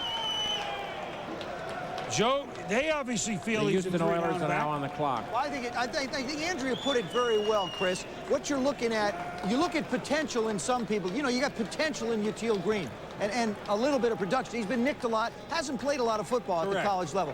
But when Warrick Dunn, I mean, Bobby Bowden took this young man under his wing, who had a very difficult time losing his mom, who was a police officer. And really, this kid has seen hard times, hard-working, wonderful young man, a perfect kind of a character individual for Tony Dungy, but also a terrific opportunity for somebody to get the football to for Trent Dilfer. And that's what Tony wants to do. He wants to surround his quarterback with people who can make plays. Is this not a questionable pick, because let's face it, Warrick Dunn's one of our favorite players in the draft. There's no question about that. There are little guys that can block. I mean, Emmitt Smith's a little bit bigger than Warrick Dunn. He's an excellent blocker. Walter Payton could block.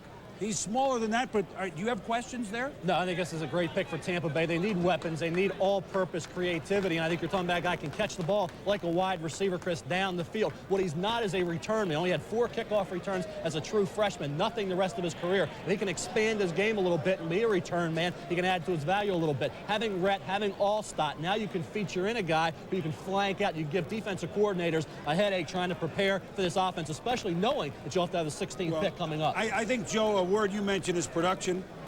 38 touchdowns in a college career for a diminutive back. 7.5 yards a carry as a year ago, 1995. I would say that's production. Let's go up to Chris Fowler and company. Thank you. I'm with Mike Godfrey. We've seen Warwick Dunn a lot over the last 4 years. Bobby Bowden called him the favorite player he's ever coached. A quiet guy, but a guy who could be a leader in the huddle when it was required, when the chips were down, and also a guy who saved his best games for the big games. He got more carries, he got more catches against the Floridas and the Miamis, Mike. Well, your team's better because of his hands with Warwick Dunn. He has great quickness here in the shotgun and acceleration when he gets the ball. See him accelerate into the secondary and run away from people, and he has a toughness, and he has a feel of defenders.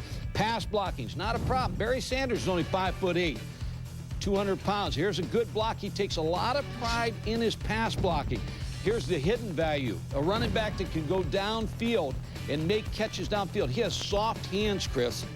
I think this is a great football player that I've followed for the years here at ESPN, and I think it's a great choice by Tampa Bay. You made the comparison to Barry Sanders, but he was a lot heavier, let's be fair, than Warwick Dunn is coming out of college at less than 180 pounds. But you say an every down back, he can block the pass rush if he has to? He's an every down back, and let's go back to the Super Bowl when Desmond Howard was the most valuable player in the Super Bowl returning kicks. Warwick Dunn can return kicks for you also. You got a package here. This Tampa Bay is going to be very happy with him. We'll see if Tony Dungy is happy. He's with Andrea Kramer down at the Buccaneer headquarters. Andrea? That's right, Chris. It's the main guy that we care matters if he likes Warwick Dunn, and no question, he is a Dungy guy. Why Warwick Dunn? Well, as you mentioned, you know, we need points, and this guy probably can put points on the board as well as anybody we felt in the draft, and we're excited about the different ways we'll be able to use him, get him the ball, and give our offense some big plays. What are the different ways you can use him? Because one would think it might be just as a third down back. Well, I don't think so. I think he has the ability to return kicks and get the ball that way. He can also play some on first down when you want to throw the ball, and we don't preclude him running the ball on first down. He's a tough guy. Boy, last year you drafted Mike Allstott, and I said, was that a message to Eric Rett? Now you're drafting Warwick Dunn. Is this a message to Eric Rett, who, once again, wants to redo his contract?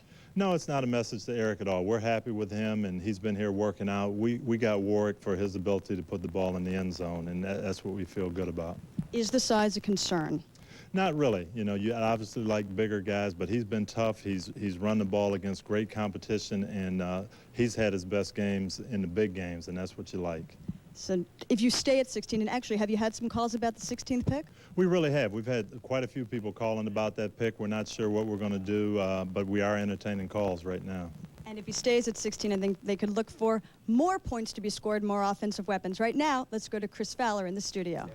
Andrea, a couple of wide receivers watching this draft, Yatil Green and Ray Caruth. Tampa certainly had been interested in both of them in conversations. Those guys sweating because they've slid a little bit. Will they go at number 16? 12 picks down, 228 to go. Not all of them today, but the Houston Oilers are up next as we continue our draft coverage right after this. Houston Oilers, love you blue on the clock, and a historic game on the Padres home game. They play a game there today, then 2 tomorrow. That's the first of a double dip on Sunday, 8 Eastern, 5 on the West Coast, 2 local time in Hawaii. So it's Luau Sunday for us here on Sunday Night Baseball. Well, just talking about Hawaii makes me happy. I know. You know? You get a gleam about Oh, you. it's just, well, I mean, I have to go back and see my constituency. Speaking of constituency, Houston Oilers on the clock. Houston or Memphis or Nashville, the Tennessee Tuxedos. We're going to ask the commissioner about that later. What are you thinking? What a job Jeff Fisher did in kind of absentee coaching last year. I think Jeff Fisher, you talk about a coaching job, just keeping your football team focused when nobody shows up in the football stadium where you're playing. You don't know what to call home. You don't know whether you have to ship something. You know, there's so much uncertainty that goes into that part of the game. Jeff did a great job of having his football team focus on what happened on the field. Chris Chandler is gone. The Houston Oilers now belong to Steve McNair. And when you take a look at his numbers, the thing that I'm most impressed with are 2 elements of this statistic. First of all, his 58% completion ratio. I think Jerry Rome, the offensive coach there and coordinator, and quarterback coach, did a terrific job with him, teaching him where to go with the football. He posted some good numbers because he also had Eddie George for help. But his touchdown to interception ratio was 7 touchdowns to only 2 interceptions. Now, if you're going to add to this, Les Steckel takes over as the offensive coordinator. What you want to do in addition to that offense, because you've got Chris Sanders, you've got some other people there that you need to get the ball to, you go out and get yourself a wide receiver. I think a Yatil Green right here for the Houston Oilers makes an awful lot of sense because it does give Steve McNair a weapon. The Oilers have simply said, we want to make him more active. We want to move him around a little bit more. We'd like to take more of his natural athletic ability into effect, and I think they can do that. Well, Chris Chandler, who started most of the games last year till McNair took over, is gone. McNair, the starter. Dave Craig, by the way. Dave Craig is the backup in Houston, and certainly is an able backup for Steve McNair. We spoke with Oilers general manager Floyd Reese about Air McNair.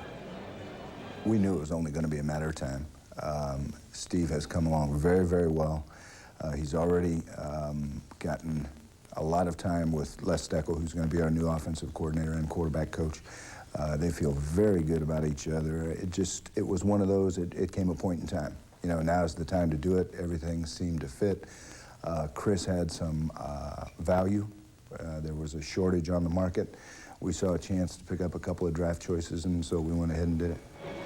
Well, that's the Chris Chandler move. And you know, one thing we were talking about, Dave Craig, and we love David, in his 85th season in the NFL. He's now going to back up in Houston. Randall Cunningham is a backup in Minnesota.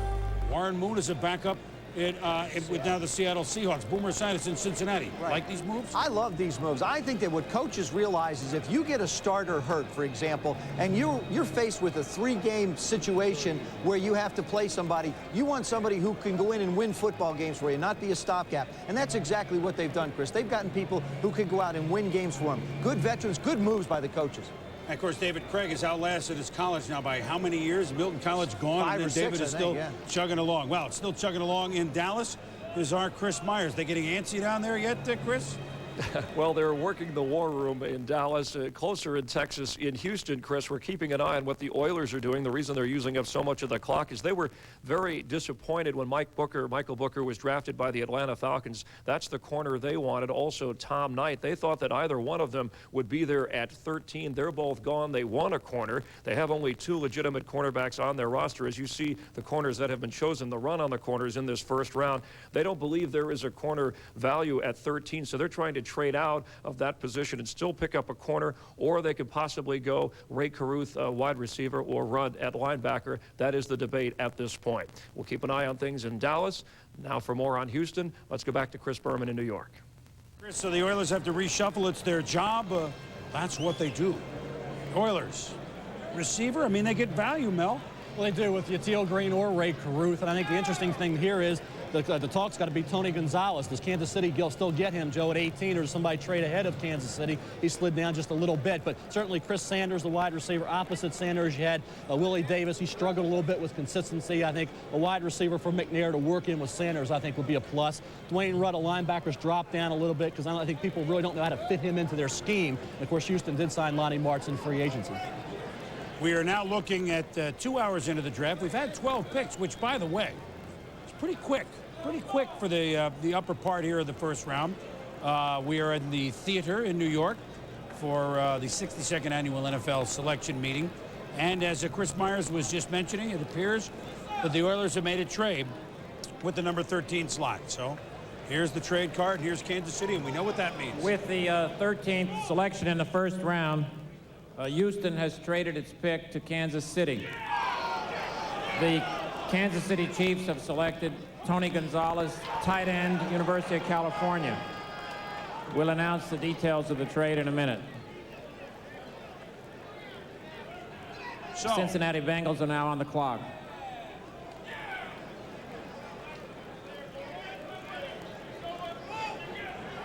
All right, we will get to Tony Gonzalez's pick, and Kansas City kind of telegraphed it and said that that's what they would do.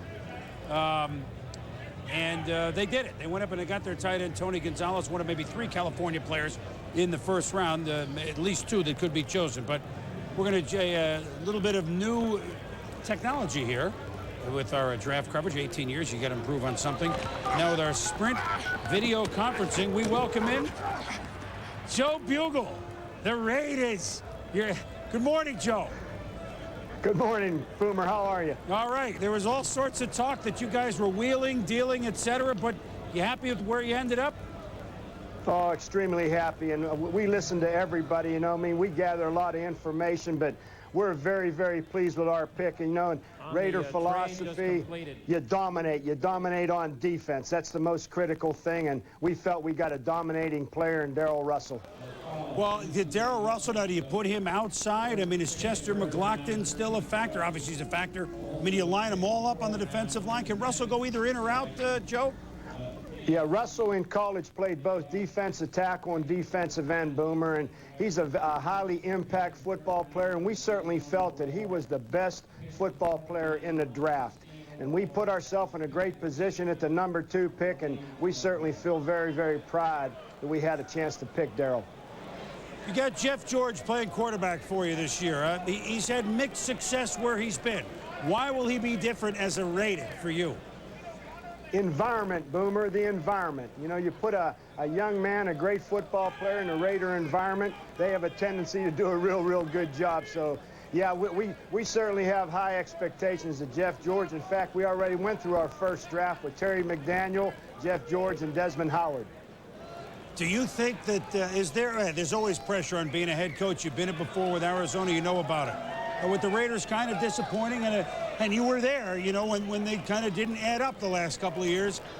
You feel a lot of pressure. I know not necessarily today, but, and as your second time around as head coach, how will you change this time? Well, to answer your first question, Boomer, yeah, we were very disappointed the past 2 years. That was a real setback for the Raiders. I feel I have the best football job in the National Football League, being the head football coach of the Raiders. Al Davis and our organization go out and get you the best football players so you have a chance to win. And our whole philosophy here is to win championships. And great players and great teams just don't win, they punish. And we got punishing football players, and we added a few more to our litter. Well, you punished him when you coached the Hogs in Washington, and you helped Joe become a great player. Obviously, even Joe sitting here will agree with that. I give Buggs all the credit. Yeah, right? And hey, Boomer, ask Joey T about 1983, about great defenses. You know what I mean? Walking off the field, I think I walked off the field with Joey T and John Riggins, and they both looked at me and said, maybe it's time to retire. Because that crushing Raider defense. Only one of us did. Well, you're still punishing now. I know that punishing tone is still there. Good. Thanks a lot, Joe. We'll talk to you later. Great, Boomer. Thank you. Always a pleasure visiting with you. Here's the pick. Let's go up to the commissioner. With the 14th pick in the first round, Cincinnati Bengals select Raynard Wilson, linebacker from Florida State. The Miami Dolphins are now on the clock.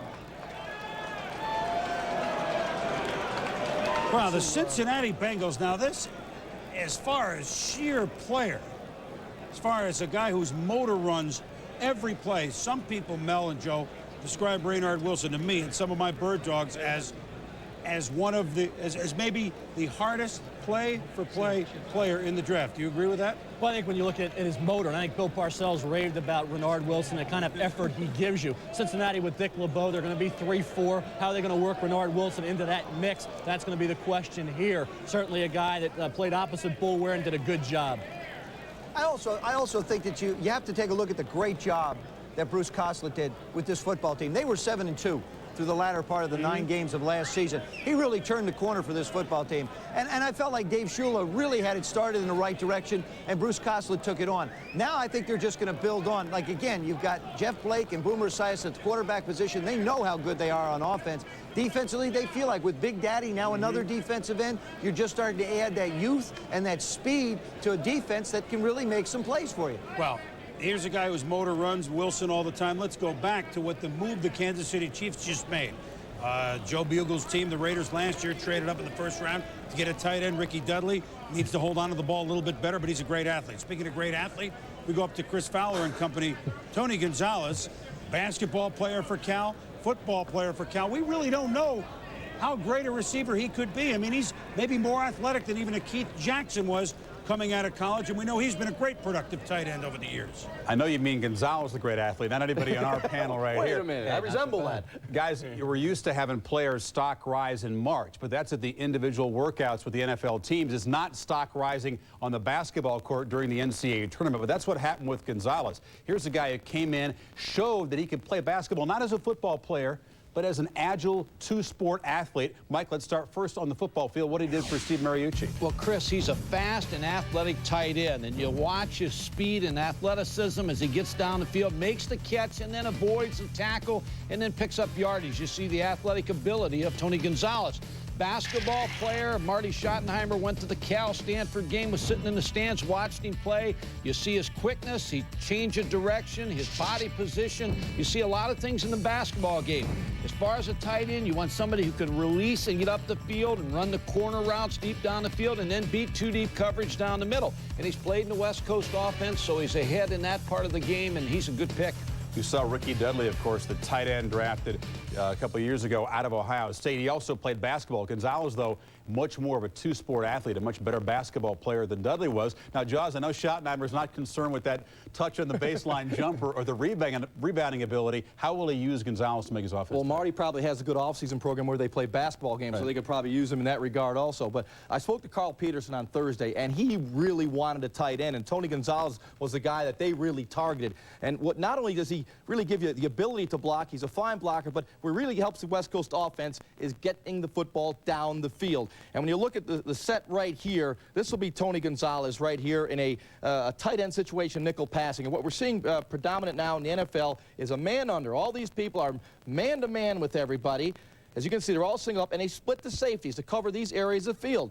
And that leaves the middle of the field wide open. Tony Gonzalez has the ability to beat a linebacker all day long and hit this area of the field. This coverage can be beaten. It's a predominant coverage. If you have a tight end like Tony Gonzalez, you can light up the scoreboard with points. Let's face it, other teams have tried to draft tight ends high. Ricky Dudley, obviously the jury out. Derek Brown, Johnny Mitchell have not been successes, but you think Gonzalez will be? Oh, absolutely. And Elvis Gervach, who worked with Brent Jones in Kansas City, not in Kansas City, but in San Francisco, is going to love a guy like this. He's a go-to receiver that can get you big yards after the catch. But after Gonzalez was taken, Raynard Wilson went to Cincinnati. He's part of, I think, Mike, the most dominating pair of bookend pass rushers that I've ever seen in college football, along with Peter Boulware, who went 10 spots higher than Wilson. But you actually like Raynard better, the guy they call Big Country. And don't forget Andre Wadsworth. He's coming back to Florida State. But I like Raynard Wilson just a little better than Peter Boulware because he's stronger. He's a leveraged player. He has great strength in his hands. He'll maul you. He's a 500-pound bench presser, and he plays the run real well. And he is a tough, ornery guy. There are a lot of stories. He wrestled an alligator out of a pond behind his mom's house when she was eating the fish in that pond.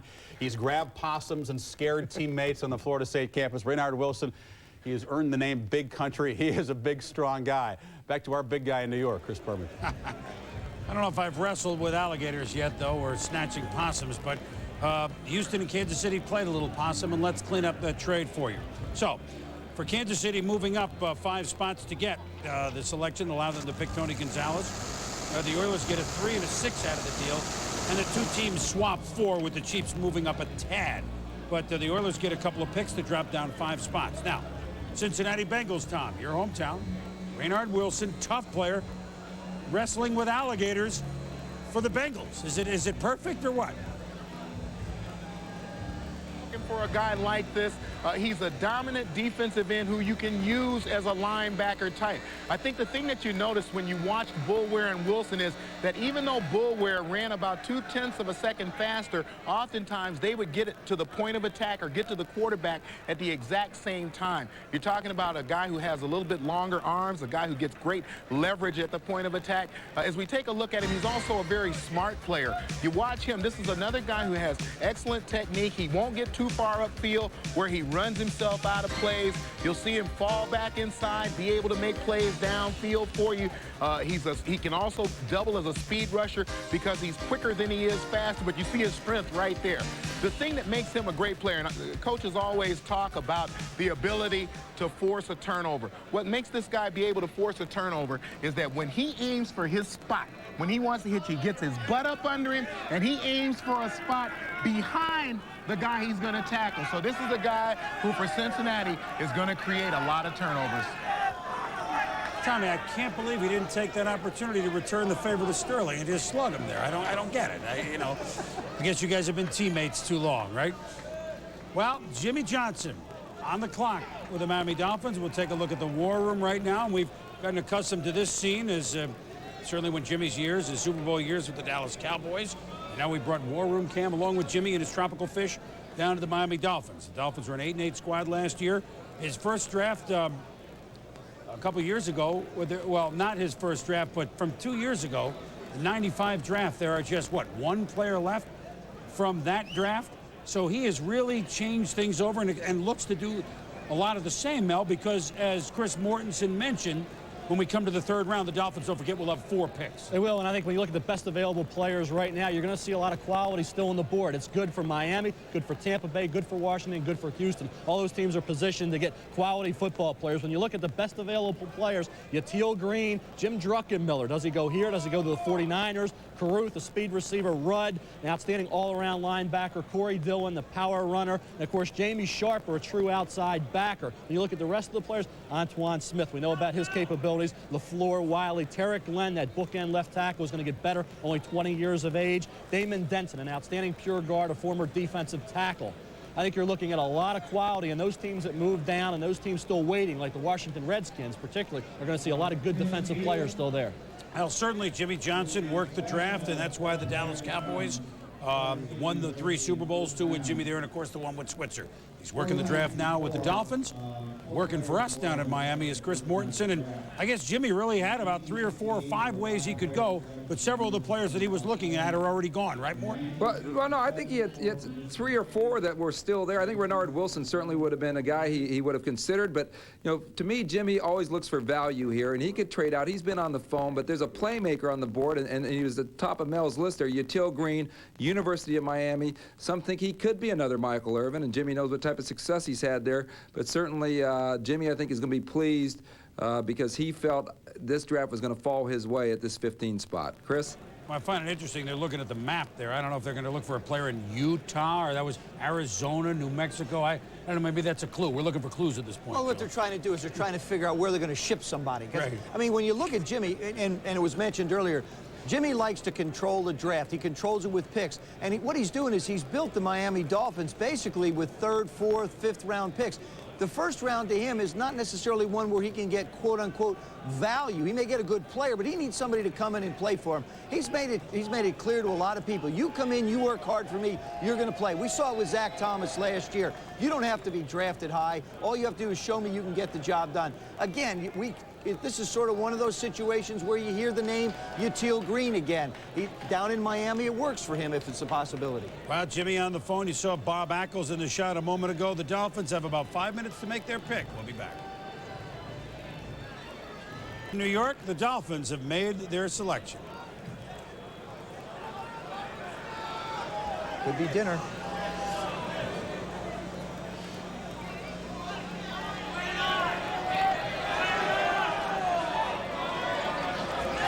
Well, we're going to give the commissioner another shot at it because it's certainly not his fault. We have what we call technical difficulties. We have our best men on it.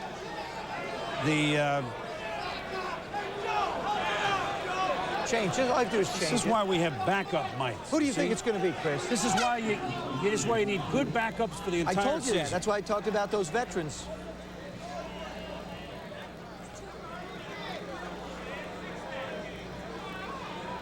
And maybe they're already negotiating the deal. Bob Ackles, Jimmy Johnson on the phone. It's very exciting. It's the most exciting microphone change that we've ever had here at the draft. The 15th pick in the first round, Miami Dolphins select Yatil Green, wide receiver from the University of Miami. Well, they don't have to pay moving expenses. That's one thing they don't have to do. We're looking at the map. Tampa Bay is now... Right, in California, they plane fare too much. Let's go home. Let's go home. Well, you look at a big receiver, Chris. I thought it was the best value on the board. 6'2½", 210 pounds. He had some injury problems, but when this kid was healthy, 15.9-yard average. He showed that he's a true speed receiver at the combine when he ran that 4.38. Watch him blow past this defensive back who has good size and then compete for the football. A mid-first rounder was at speed. Here he is against Kevin Abrams, a little corner from Syracuse. Watch him in traffic between Darius, the safety, and Abrams. Here against Virginia, pulls in the long touchdown reception. When he was healthy, as I said, Joe, he was a playmaker. There's very few wide receivers, 6'2½", 210 pounds, that run like Yatil Green and jump like Yatil Green. They also come out of a pro offense like Miami that are still there at this stage of the first round. Well, Yatil Green played 5 games in '96 against ranked teams. We go up to Chris Fowler. And in that, he averaged 115 yards a game and almost 20 yards a catch against ranked teams. So maybe he's not a touchdown maker, but he is tough down the middle and obviously a big specimen, a la a guy that Jimmy once had, Michael Irvin. Chris? Well, you're right, Boomer, but I don't think, Mike, he ever made the kind of plays or the number of plays at Miami that it was expected of him when he came in. I mean, Yatil Green did not live up to many people's expectations down in Dade County at the Orange Bowl. Now we get the chance to go out to Broward County and play at Pro Players Park. But, Mike, to be fair, he did have some problems with the hammies at Miami. Always had hamstring problems. Said he was tough enough to play through it. When he was healthy, what did you see that you like about him? Well, he fits the NFL profile. You know, you're looking for a 6'2½", 200-pound receiver to work against corners, smaller corners, and he's a big play type receiver. But you hit a big point there. He played 14 of 24 games for Butch Davis. He's had hamstring problems, he's had groin problems, and he doesn't do him any good if he's not on the field. It goes back to that age-old debate of productivity as a college player versus potential based on workout, and Green clearly has been that latter kind of a guy as opposed to many receivers who caught a lot more balls. Now let's go back down to New York. All right, Chris and Coach, you're right. I mean, his numbers were good, but production, you'd like to see him get a little bit more in the end zone. Let's go up to Sterling Sharp, and Sterling, big receiver, which means that he should be able to beat the small DBs into the end zone. And what are your thoughts on Yatil Green? You think he's waiting to come out of it here in the pros? Well, Chris, what I think is what he's going to have to do is he's going to be like Keyshawn and learn how to play low. I mean, you look at the guy in college, the one thing that leaped out at me, if I can go to the video, the one thing that leaped out at me was this. He has desire and wants you to make big plays, and he wants to make every catch. You see right here, the safety's going to come in the picture. This is just want to. He wants to make this catch. He wants to make this big play. He's not going to get an opportunity in the NFL to run straight line routes like he's running in college here. He's a great speed guy, but I think for Jimmy, he's going to have to learn how to play technique. He's going to have to learn, and when I say technique, he's going to have to learn how to win in transition. And what I'm talking about as a receiver, the way you start to get that great push, he's going to have to learn to get down in his routes and be able to use his power step to come back to the football. Every pass that he caught in college was basically over the top. A lot of them were over the top. Now he's going to have to believe in his hands to step back and make those catches at the balls. Play low in his waist. Keyshawn Johnson had to learn because you're going to see a lot of bump and run for a big receiver. Play low, use his power steps to come back, catch the ball in his hands. But, Chris, I think it's a good pick. I think with Jimmy Johnson, this is a Butch Davis pick all the way. I think these guys know each other very well. Jimmy Johnson knows what he's getting from Yatil Green. Well, Sterling, Yatil Green also knows that with a guy named Marino at quarterback, he'll probably be getting the football rather quickly. Well, the Jimmy Johnson pick of Yatil Green, did they scoop Tampa Bay, their cross-state rivals? Because they certainly are looking receiver. There are others there, but Yatil Green is gone. We'll be back.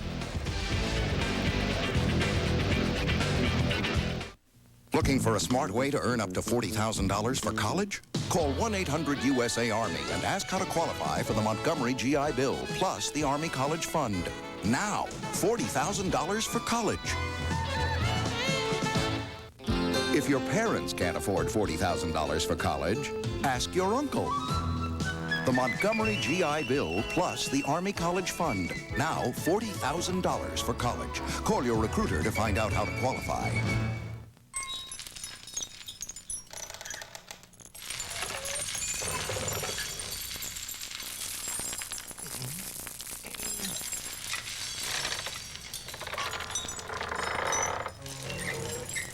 Still waiting for the perfect floor?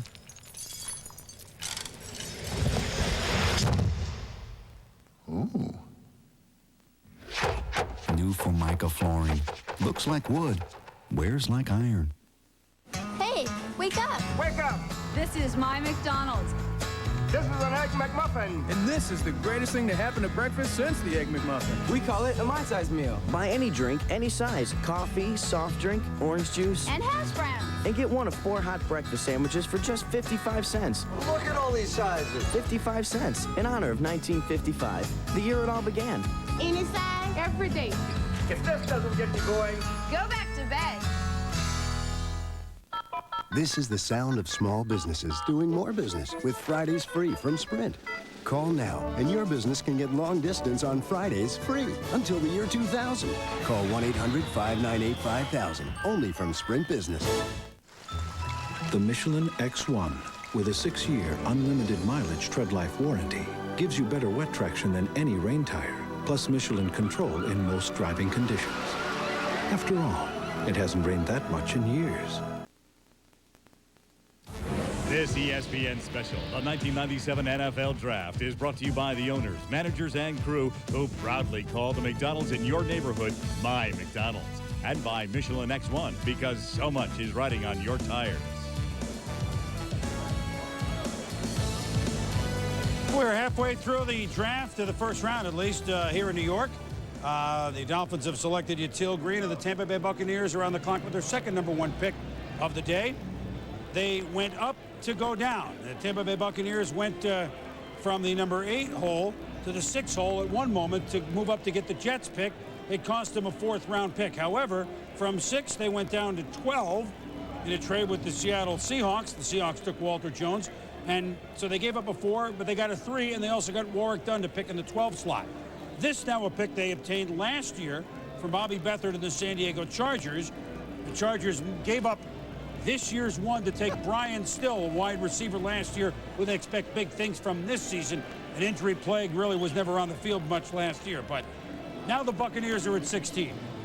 Estevelle, they picked Warwick Dunn. Now they need the guy without a question that can be on the field all the time. Yes, they do, Chris. I think the big play receiver to give Dilfer that weapon, Ray Caruth. Certainly another player that would fit in pretty well when we roll it a little bit is Tarek Glenn, an offensive tackle from Cal, to protect Trent Dilfer, who's not a mobile quarterback. So you have a lot of value still there, but Caruth, the speed guy. We see Tarek Glenn, the big offensive tackle, 331-pounder. I think those two players would make the most sense at this point for the Tampa Bay Buccaneers. About 6.5 minutes to go on the pick. You think they were a little stunned? Not stunned, but... No, I don't think they were necessarily stunned, Boom. I think Yatil Green would have been an excellent choice then. We talked about Charlie Williams joining that staff. He knows him, of course, so does Butch Davis, and we know Jimmy Johnson's relationship with Butch. So you had a lot of family sort of working together here. I still think that a wide receiver is a good pick for Tampa Bay here. I mean, you take a look at the wide receivers, for example, that they've had. I mean, you've got some people that really don't run that fast. Rob Thomas, Horace Copeland, Alvin Harper, Courtney Hawkins. I think you get Caruth, who's been the fastest in the draft. He gives you somebody that goes down the field. Now you got a playmaker in Warwick Dunn, and then all of a sudden now you get a guy like Caruth going down the field. You also have Riddell Anthony from Florida. Right, of course, like Hilliard went 7th overall to the New York Giants. Riddell Anthony from Florida, similar to Hilliard, dropped a little bit, but he's still here for Tampa Bay. It would be a good hometown pick for Tony Dungy, but I have to believe Jimmy Johnson saw a lot of Michael Irvin and Yatil Green, and I think that's certainly a nice addition for the Dolphins. Yep. Pick is coming in. They seem happy in Tampa Bay. There's no turning back now, is there? This is it. Some folks are really surprised, Mel, maybe you are too, that Caruth is already down to 3 or lower for wide receivers. He is the fastest in the draft. Let's see if he's quick enough to go to the big sombrero. Go to the commissioner. And, well, Tony's smiling, so can't be all bad. 2 first-round picks in the top 16. The Buccaneers, folks, are on the way with Tony Dungy. I know they lost 10 again. That's not going to happen again this year. That'll end a streak that goes back all the way to 1983. Commissioner.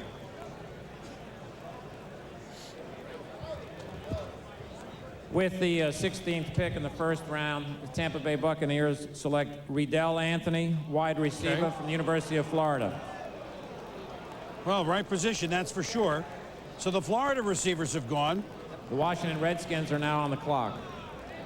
Riddell Anthony, Mel, last year, 1 season. I know in Florida they score all the points with Werfel, etc.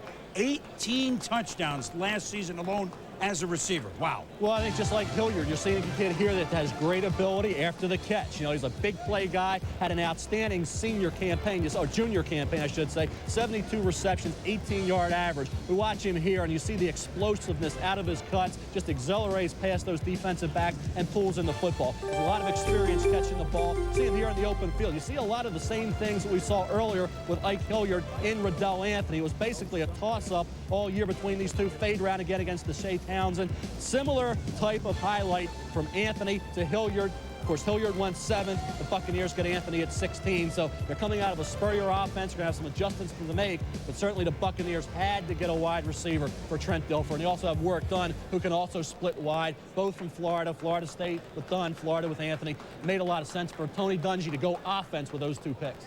11 straight games with at least 1 touchdown pass. You know, the other thing, too, Boom, is as you look through this entire draft through the 16 picks, I think a lot of people have got a lot of things they like. I think they feel real good about it. And that's the big thing.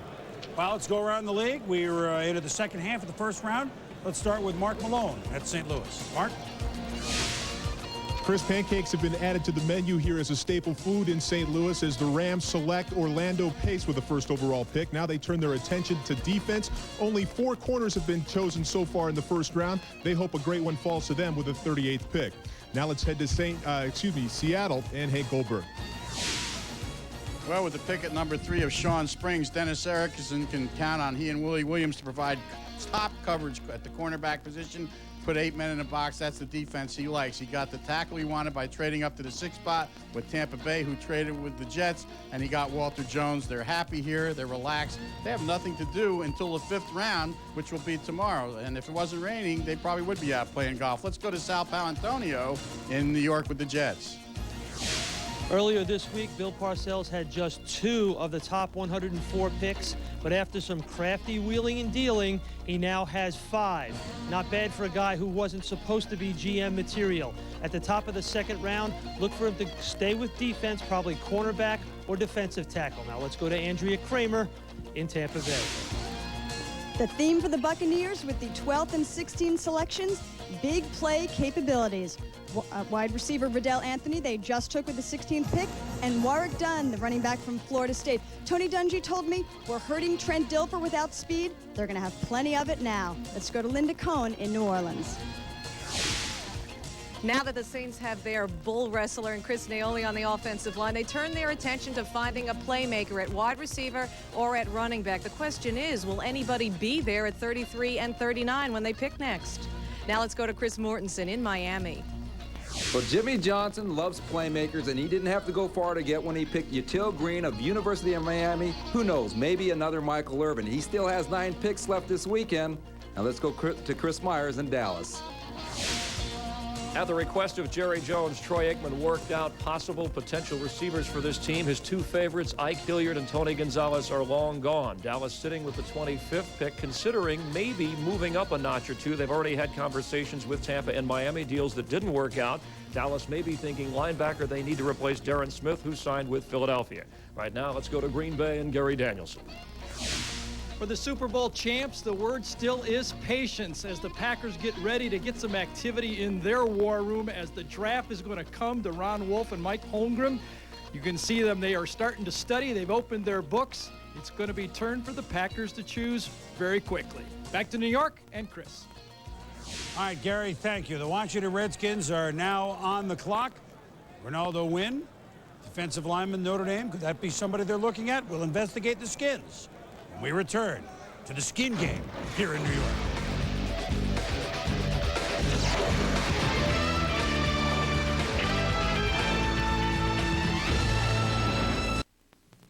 Polaroid presents the NFL Draft Snapshot. Desmond Howard capped his senior year at the University of Michigan by winning the Heisman Trophy before entering the '92 NFL Draft. The Washington Redskins select Desmond Howard, wide receiver from Michigan. Howard, the 4th overall selection, played 3 years in Washington but averaged only 22 catches a year. Jacksonville selects wide receiver from the Washington Redskins, Desmond Howard. He played 1 year with the expansion Jaguars, catching 26 balls and scoring only 1 touchdown before signing with the Pack in '96, where he set the NFL record for punt return yards and capped the year with a touchdown and Super Bowl MVP honors. But Howard will not return, signing with his 4th team in March. I'm so happy to become a Raider today and meet Coach Bugle, and it's been great. Desmond moving on to the Raiders. That was the pick that didn't work out for the Skins, but certainly did for the Packers this last season. Well, Washington Redskins have about 7 minutes to go on the clock with their first-round pick, 17th overall. Let's join now by our Sprint video conference call. The head coach of the Cincinnati Bengals, Bruce Conslett, and Coach, welcome. And Hi, Chris. How you doing? How are you?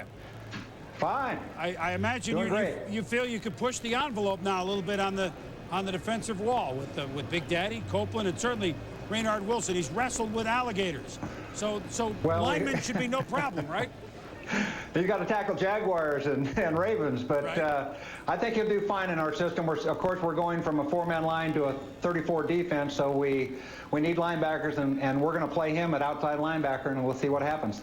Well, you're one of the few teams that'll play 3-4. I mean, it's almost that was the vogue for a while, but now there are very few that play this. Does this give you an advantage, maybe, and teams don't see a defense like this that much? I think it does, and I've got Dick LeBeau back here to run the 34 defense. Of course, he's been in Pittsburgh for the last 4 or 5 years, and they've had some pretty good success using it. No question about that, and I think Carolina, it's worked also. You're in a division that, well, it's in a little state of flux. Obviously, Pittsburgh, big-time team. Obviously, Jacksonville, but I mean, you, Houston, this can be a tough division this year, isn't it? I think it will be. I really do. You know, Jacksonville ran a long ways with it last year, almost went to the dance, and you know, Pittsburgh's been a power. Houston with McNair coming in, you know, we hope we're going to elevate, and you know, Baltimore's done some good things in this draft too. We have to block Reynard's bookend bullwear guy, so it's going to be an interesting season. It really is. Coach, John Carter is got to be the guy to lug the ball for you. He came in reportedly a little overweight. What do you see from him, and was he overweight, and have you had a conversation, and is he ready to roll? Well, he will be. Yeah, we had a conversation, and it was, we always have our little opening camp down in Orlando on April 1st, and he was a little heavy, but he's working hard now, and we expect him, second year off of a major knee injury, to come in here and be the guy. We've lost Garrison Hurst, so we're counting on him, and so are his teammates. If you know, he can get it done, you know, we're going to be tough, I think. You're going to get a word in edgewise at offensive meetings with Boomer back with you? You mean the original Boomer? Well, the Boomer of him. Right. The Boomer of him. The one-day no. TV Boomer. You never did, so you know, why would I get any words in edgewise with him? He's tough. Well, you certainly have insurance. That's a big acquisition for us. Certainly have insurance. That was a big acquisition. Well, I thank you. It was a good move. All right. Well, from both Boomers, thanks for joining us. Okay, Chris, thanks. All right, Coach, thank you very much. And we'll be back to the Bengals a little bit later. And now the Redskins have about 4 minutes to go. And, Joe, they got to have D, and really D-line, doesn't it? I think it is D-line. I feel like they can get value. They're probably, the reason why they're taking so much right now, they're probably working on a deal. I feel pretty comfortable that they're trying to trade this spot out. But you take a look at what they did defensively. Again, Chris, when you look at the far right column when things are happening, 28th in total yards, 30th in yards rushing, 29 and 20th in yards passing. I mean, the front seven is what really needs to work on. I think they did an excellent job getting Jesse Campbell and winding up with Chris Dishman. They lose Tommy Carter, but they get two veterans. Their problem also is they have to sign Darrell Green, Gus Frerotte, and, of course, Sean Gilbert. Sean Gilbert went there with a year left on his contract. Last year, the Redskins feel like they can sign all three. Right now, with that much money to have to spend in the first round for those quality of players, I wouldn't be surprised if they move down a little bit, maybe pick up a possible second, but even almost come out of the first round. I wouldn't be surprised if that happens. Well, Mel, if we look at the best run stopper, Ronaldo, Wynn, what other names, if the Skins pick right here, what would you do? Well, I think the names you've heard have been Kenny Holmes, you know, the defensive end from Miami, certainly Ronaldo Wynn, and the two linebackers, Jamie Sharper from Virginia and also Dwayne Rudd from Alabama. Certainly, I think when you look at this football team, defense is a neat area, as Joey alluded to, but you also have an Antoine Smith sliding down a little bit, Druckenmiller sliding down. When does somebody move up to get these two outstanding football players? You're just trying to get the quarterback taken because of that little deal that you and I made at the World Tour. You know, dinner deal. We have the dinner deal on a first-round quarterback. I mean, he's got him going to Miami. Now he's got him looking at Washington. San Fran is another one. I think Washington. That's not in a trade up. Well, I think so. I'm not sure whether Druckenmiller needs to be traded up for. I think he'll be wherever anybody wants him if he does go in the first round. It certainly isn't a fact that he doesn't have the ability as a first-round quarterback. Again, that has to do with need of a football team, and I think teams have other needs than just the quarterback in the first round. Washington certainly doesn't need one. Defense has got to be the focal point. And as we mentioned, the front seven is really where I think the Redskins have to add some quality in people. Joe, how do Norv Turner and Charlie Casserly and the Redskins look at last season? They were 7-1. They were great. They ended up missing the playoffs in the awful November and December. which is the real Redskins? Obviously, the truth is in the middle, but the first half or the second half season? You know, Chris, I think when you look at the Redskins of last year, I don't think they're as good as the 7-1 Redskins were in the first half, nor are they as bad as they were in the second half at 2-6. You look at the points per game, that I think had to do with the fact that we talked about it all year. I remember sitting on Countdown. We talked about the Redskins being ranked 29th or 30th defensively in the points given up a game, offensive touchdowns allowed, and running the football. They ran the football very well initially. Gus Frerotte only threw 12 touchdown passes. I think they need to get more production there, put more pressure on teams so that they can't stay in games. They've got to get pressure on the quarterback, not allow him to throw the football down the field. Like I said, I don't think the Redskins were as good as 7-1. They certainly weren't as bad as 2-6. They probably were about a 9-7 football team. It just worked out being a very disastrous second half of the season for them. There's about a minute left on the pick, and the Redskins look like they're going to use their entire 15-minute allotment. If you're late joining us, first of all, don't ever let that happen again. Second of all, if you're late in joining the draft process over the years, first-round picks, you get 15 minutes. Second-round pick, each team gets 10 minutes. Third, etc., you get 5 minutes. Quickly to Chris Mortensen. Any scoop on the Skins? Russian. It looked like they might trade out of that pick, as Joe had mentioned, but right now it's got to be Bernard Lang, the University of Miami defensive end. They need defense. They need guys to get after the quarterback. That whole front four needs to be strengthened. Chris? No question about that, Mort. We're now counting it down. The pick is in, 20 seconds to go. The Skins, former season ticket holder of the Washington Redskins, Paul Tagliabue, the commissioner.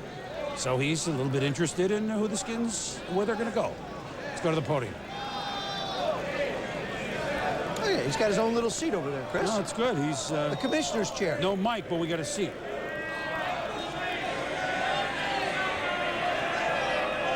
With the 17th pick in the first round, the Washington Redskins select Kennard Lang, defensive end, University of Miami. Yeah, Mortimer had it. You like that pick, Mel? I thought, Sharper would have fit in a little bit better myself. I think Lang was down the road just a bit. Holmes, they decided to go over to the other teammate of Kennard Lang, Kenny Holmes, and take Kennard Lang. I thought he was a little stiff for a big guy coming off the corner. Not quite as agile, as athletic as some of the other guys, but he had a great triangle numbers. Computer numbers were outstanding. He certainly has the size and the physical ability you're looking for. Very experienced. I didn't think he was quite as crafty as Kenny Holmes was getting after the quarterback, but a guy very experienced in that four-man front. Obviously, the Redskins have a crying need for a defensive end, Joe, and that's the direction they certainly had to go with this pick. And I think also looking here, too, Mel, is his closing ability. He runs very well, and I think that's what they want up front. They've got some very good athletes in Palmer and Sean Gilbert. The guys up front that can chase down quarterback, they have them. I think they're going to count on him to play. I don't necessarily think they want him to step in right away and jump out and do great things. I think he's the kind of guy you can bring along and give a chance to work into a system. But again, it's a good choice for the Redskins. They took a long time listening to a lot of deals, and this one seemed to work out best for him, taking the player. Well, and Kennard Lang now from Miami of Florida. We've had 4 straight, 5 of 6, and 8 of the 17 first-round picks from the Florida colleges, Miami of Florida, Florida, and Florida State. We haven't even heard from Stetson yet, so who knows how many other first-rounders can come in, right? Let's go back up to Chris Fowler and company. Where's Stetson in this process? Well, Chris, Stetson's not in the state of Florida, but you want to know why? The best college football has been played in that state lately. I'll tell you, 8 of the top 17 picks from between Florida, Florida State, and Miami now with Kennard Lang going as they go for the 3rd pass rusher in the draft out of a Florida school. How does Kennard Lang fit in? Well, when you look at Washington, as Joe said, they have to stop the run, number one. I think Kennard Lang is a guy that can help in both areas, stopping the run and rushing the quarterback. The Redskins play a base 4-3 defense, and they have some shifts, some over shifts and some under shifts. And this is the under shift where they kind of move the tackle back to the weak side. This tackle's in a normal position, but in the under shift of the 4-3, this end gets out wide, and this is where Lang would be playing in this shift. And from this position, he gets a straight shot back into the backfield. This would be a good position for him to run the quarterback. But really the key, what they're going to have to do with this 4-3 defense in the under shift is to stop the run, it's get penetration up the middle, and you could see Lang doing a lot of stunting to stop things in the backfield, Chris. Blow it up. Jaws, that's how you draw it up in the telestrator. Mike, how does it happen on the field? Obviously, a lot of people felt there was a big drop-off after Boulware and Wilson at that pass rush position. So I guarantee you that Kennard Lang and Kenny Holmes, the bookends down at Miami, felt they were every bit as good as the group at Florida State. What do you think about Lang? Well, there's a premium. First of all, you want to find pass rushers. You want to find people who can stop the run. So there are going to be a lot of defensive ends go in this draft and go quickly. Kennard Lang has a good upside potential. He escapes blocks real well, hustles all the time, which you really want. He's a strong player, needs to get a little bit more weight on him, but I think he'll be a good player. Meanwhile, Houston has the next pick, but back down to Tampa and Andrea Kramer. The Buccaneers selecting Riddell Anthony just a few minutes ago. Andrea? That's right, Chris, but I want to talk about the Houston Oilers for a moment if we can. They've already traded down from 13 to 18. Their biggest need was at cornerback. Remember, they lost Chris Dishman. The top 4 guys are off the board, so they have other players that they are considering. Here's the pool. Defensive end Kenny Holmes from Miami. Remember, the Oilers only had 35 sacks last season. Ray Caruth, the wide receiver. Les Steckel is putting in more of a timing offense for Steve McNair.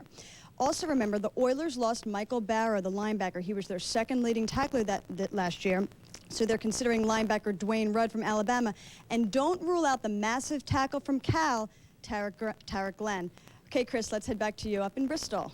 Well, I think the slider of the first round so far is Colorado receiver Ray Caruth. He worked out with Houston. You mentioned Les Steckel. Steckel was the coordinator for Colorado's offense, has kept in close touch with Caruth over the past couple of years. So I think Ray, sitting there in Sacramento at home, hoping that Les Steckel in Houston will take him. He has slid down from the 7th, 8th spot where he thought he might go. He is still there at number 18. What will the Oilers do, receiver or defense? It's coming up.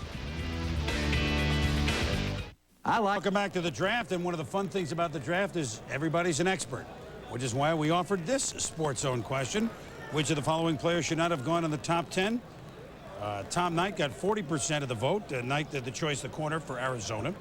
Chris Nioli, 35% of the vote. That was Mike Ditka's pick with the New Orleans Saints, the guard. And Ike Hilliard, kind of a surprise with 25% of the Giants. The beauty about that is that everybody has opinions. And we'll be polling you all afternoon.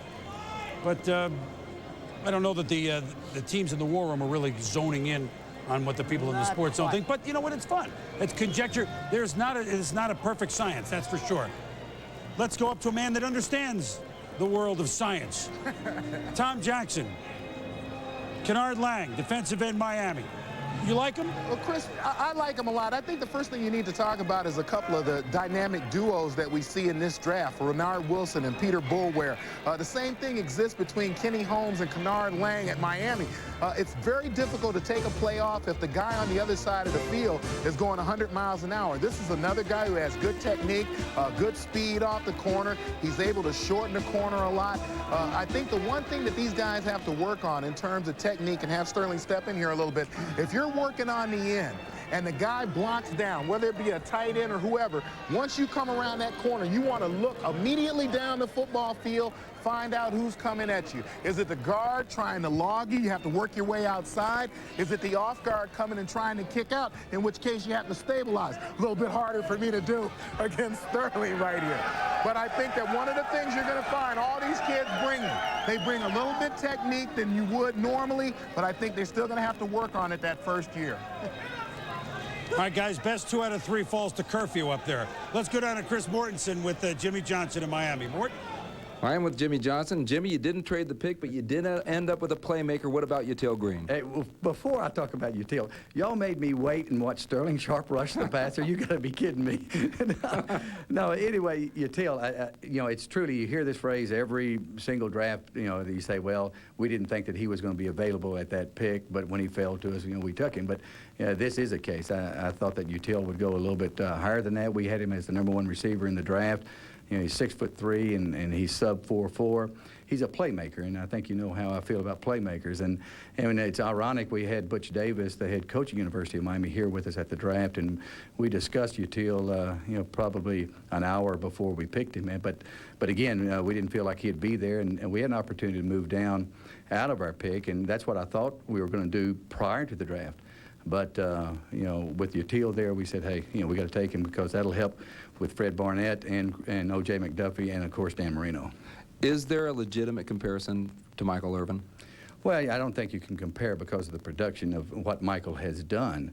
The other thing is Util is a lot faster than Michael. He's a little bit bigger than Michael. He's a big, fast receiver that can make plays, and that's what we're looking for. But there were some questions about his durability. He missed most or all of 5 games. Well, you know, just like a lot of these guys coming out early, they're young kids. And, I talked to Butch about this. I think the biggest thing is we've got to make sure our conditioning's, the proper type of conditioning to make sure he doesn't have the hamstring pulls. And that's where he had a little bit of a problem in college. But Util and I talked about it. We actually brought him back up here for our final recheck here just a few days ago. And so, we addressed this with our trainers and everything. I think we'll be fine. Speaking of Butch Davis, 8 of the first 17 players, University of Miami or Florida State Florida players. Well, you got great football in the state of Florida. You got 3 outstanding universities, and they're all well coached. And so you get a player from one of these 3 schools, you're going to have a well coached player that's probably one of the top athletes in the United States. All right, stay tuned. Jimmy's got 9 picks left. Let's go back to Chris Berman in New York. All right, Morton, Coach, thank you. Houston has about 4 minutes to make their pick. Indianapolis on deck. Minnesota in the hole. Back to New York at the draft. We roar on in a moment.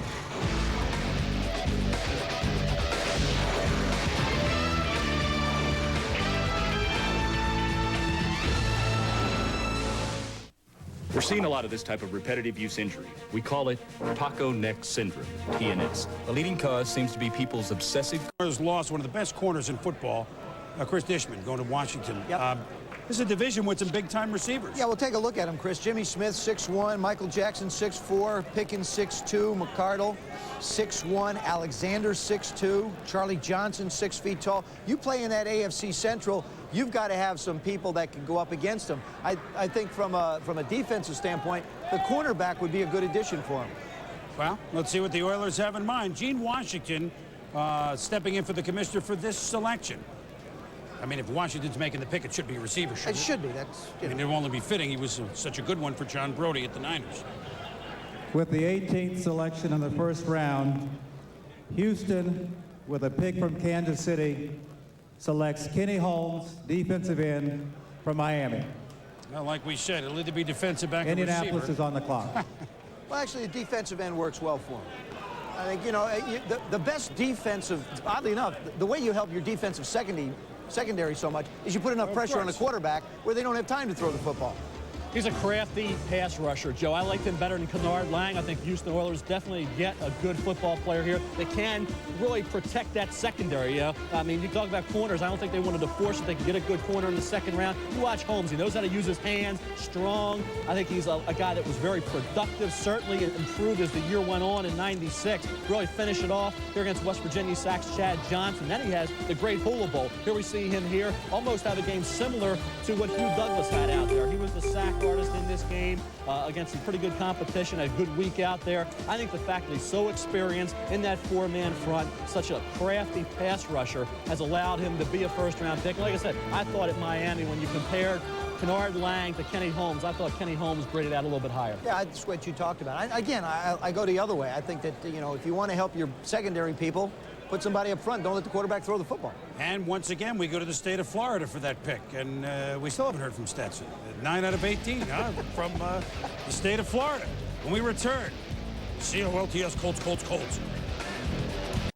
Guard taken in the draft since '83 when the Broncos took Chris Hinton and then, of course, shipped him to the Colts as part of the John Elway deal. It was controversial, but here's how Paul Tagliabue announced that the Big Coconut was headed to the Big Easy.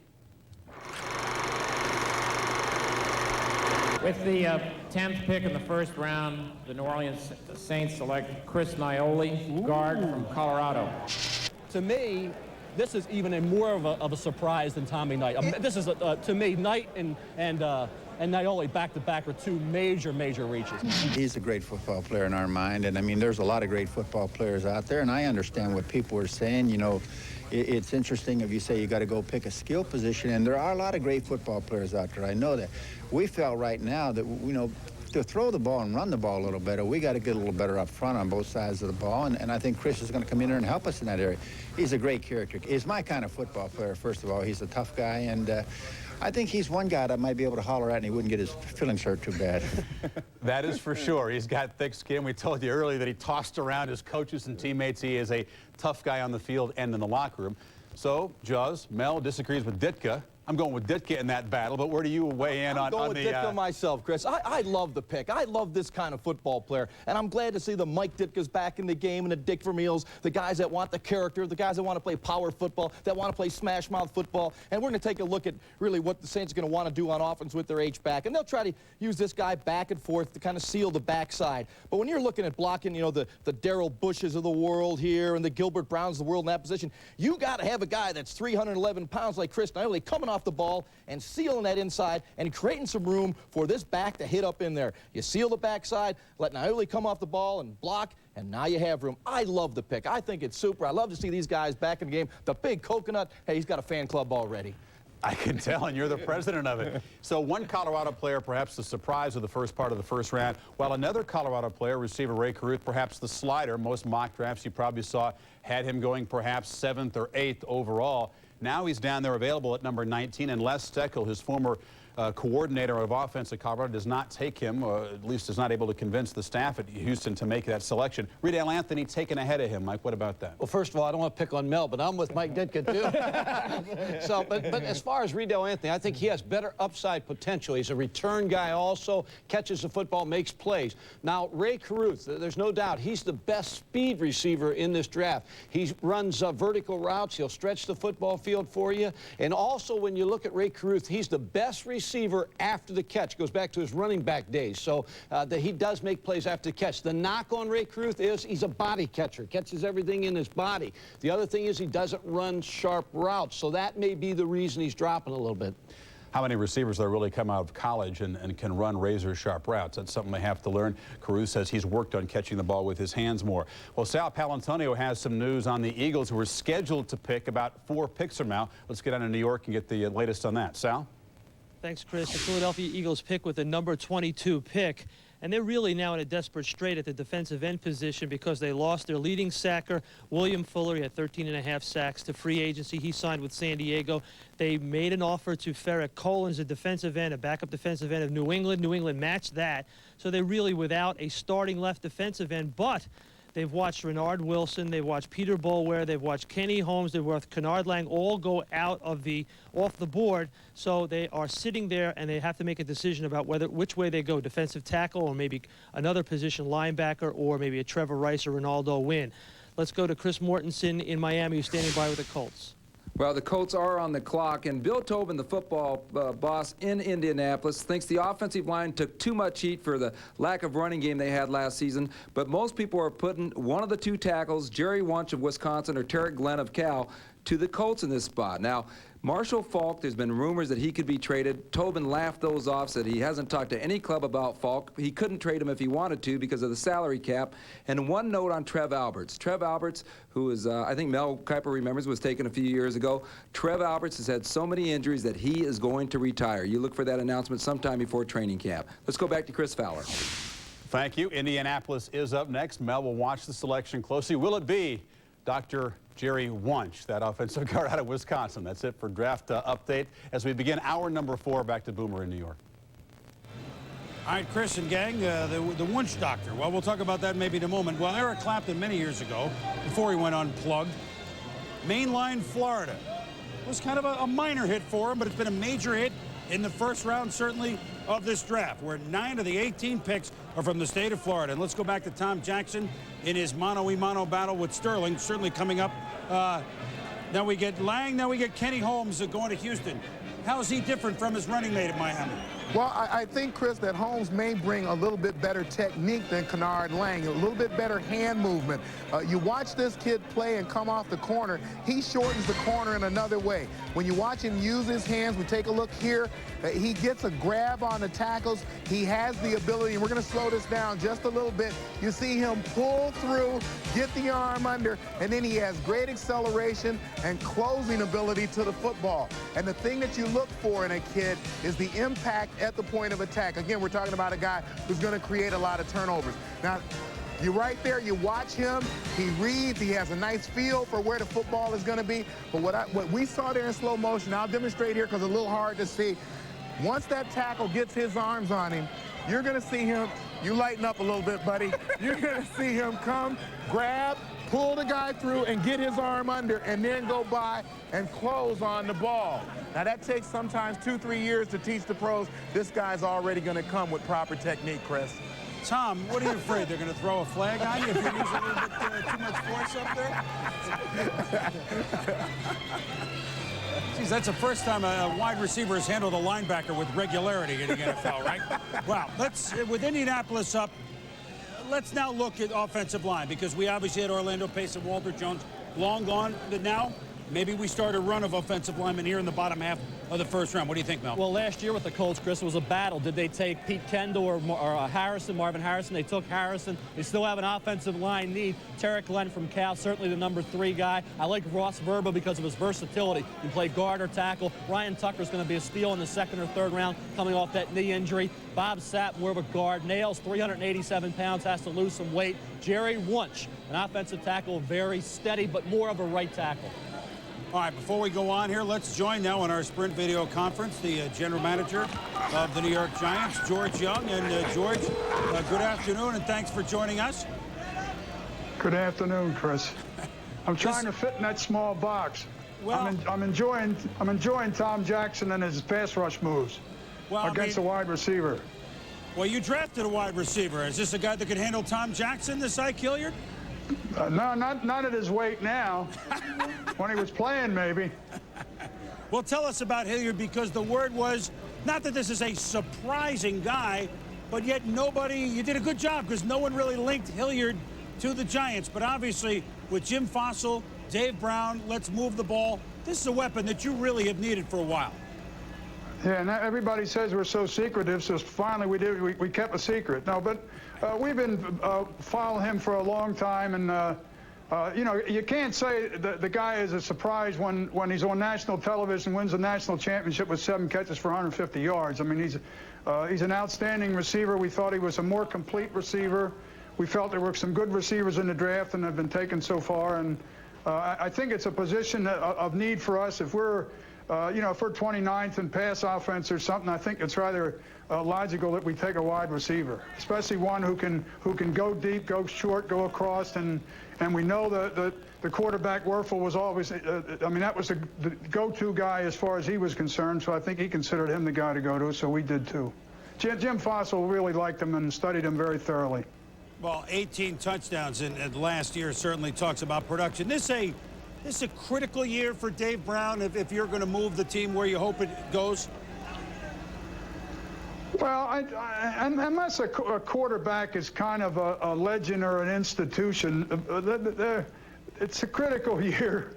I think it's a critical year for the general manager, the head coach, the quarterback, for a lot of players. I think that Dave is going to come along fine. He's one of the toughest quarterbacks in this league as far as arm strength, intelligence, and all that is concerned. I think he'll get himself together, and we'll see. And we also have Danny Cannell, who we think is a very fine quarterback. And so we have a new staff. Well, let's see what the staff can do with him. I think Jim's looking forward to working with both of them, and also with Stan White. George, let it never be said that you can't keep a secret. Thanks for joining us. All right. Nice talking to you, Chris. All right, George Young, one of our favorites in the NFL. The pick is in from the Indianapolis Colts. And here it is. With the 19th selection in the first round, the Indianapolis Colts select offensive tackle from California, Tarek Glenn.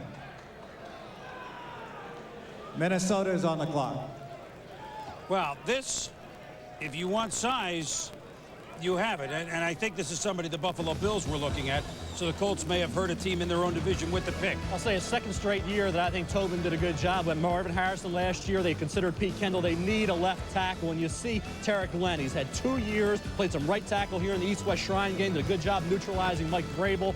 Over on the other side, here he is, left tackle in the same game, neutralizing Matt Pincus from Ohio State. He's experienced, despite having only 2 years at the offensive tackle position. A former defensive tackle, 354 pounds during the year. Now he's 331. I think that's the key with Tarek Glenn. He got his weight down. He's working with a nutritionist, controlling his diet, and he's only 20 years of age, Joe. So this is a kid who's going to get better on the upswing. Certainly a left tackle is a critical need area for the Indianapolis Colts. And I look at you looking at a way to get invited to a Tobin's house for dinner because you finally said something good about that. I think you have to take a look at the offensive line of the Indianapolis Colts. There they have them. You look at the starters, Matthews, Waddell, Loudermilk, Leuenberg, and Mandrich. Mandrich recycled again. Leuenberg, Loudermilk, a little bit older, a little bit more veterans. They've lost a lot in the rushing part of the game. They were ranked 4th in 94, 11th in 95, and 28th last year. I think the 28th last year was just a little bit misleading because of the injuries to Marshall Faulk. I think the offensive line is a very good place for them to start.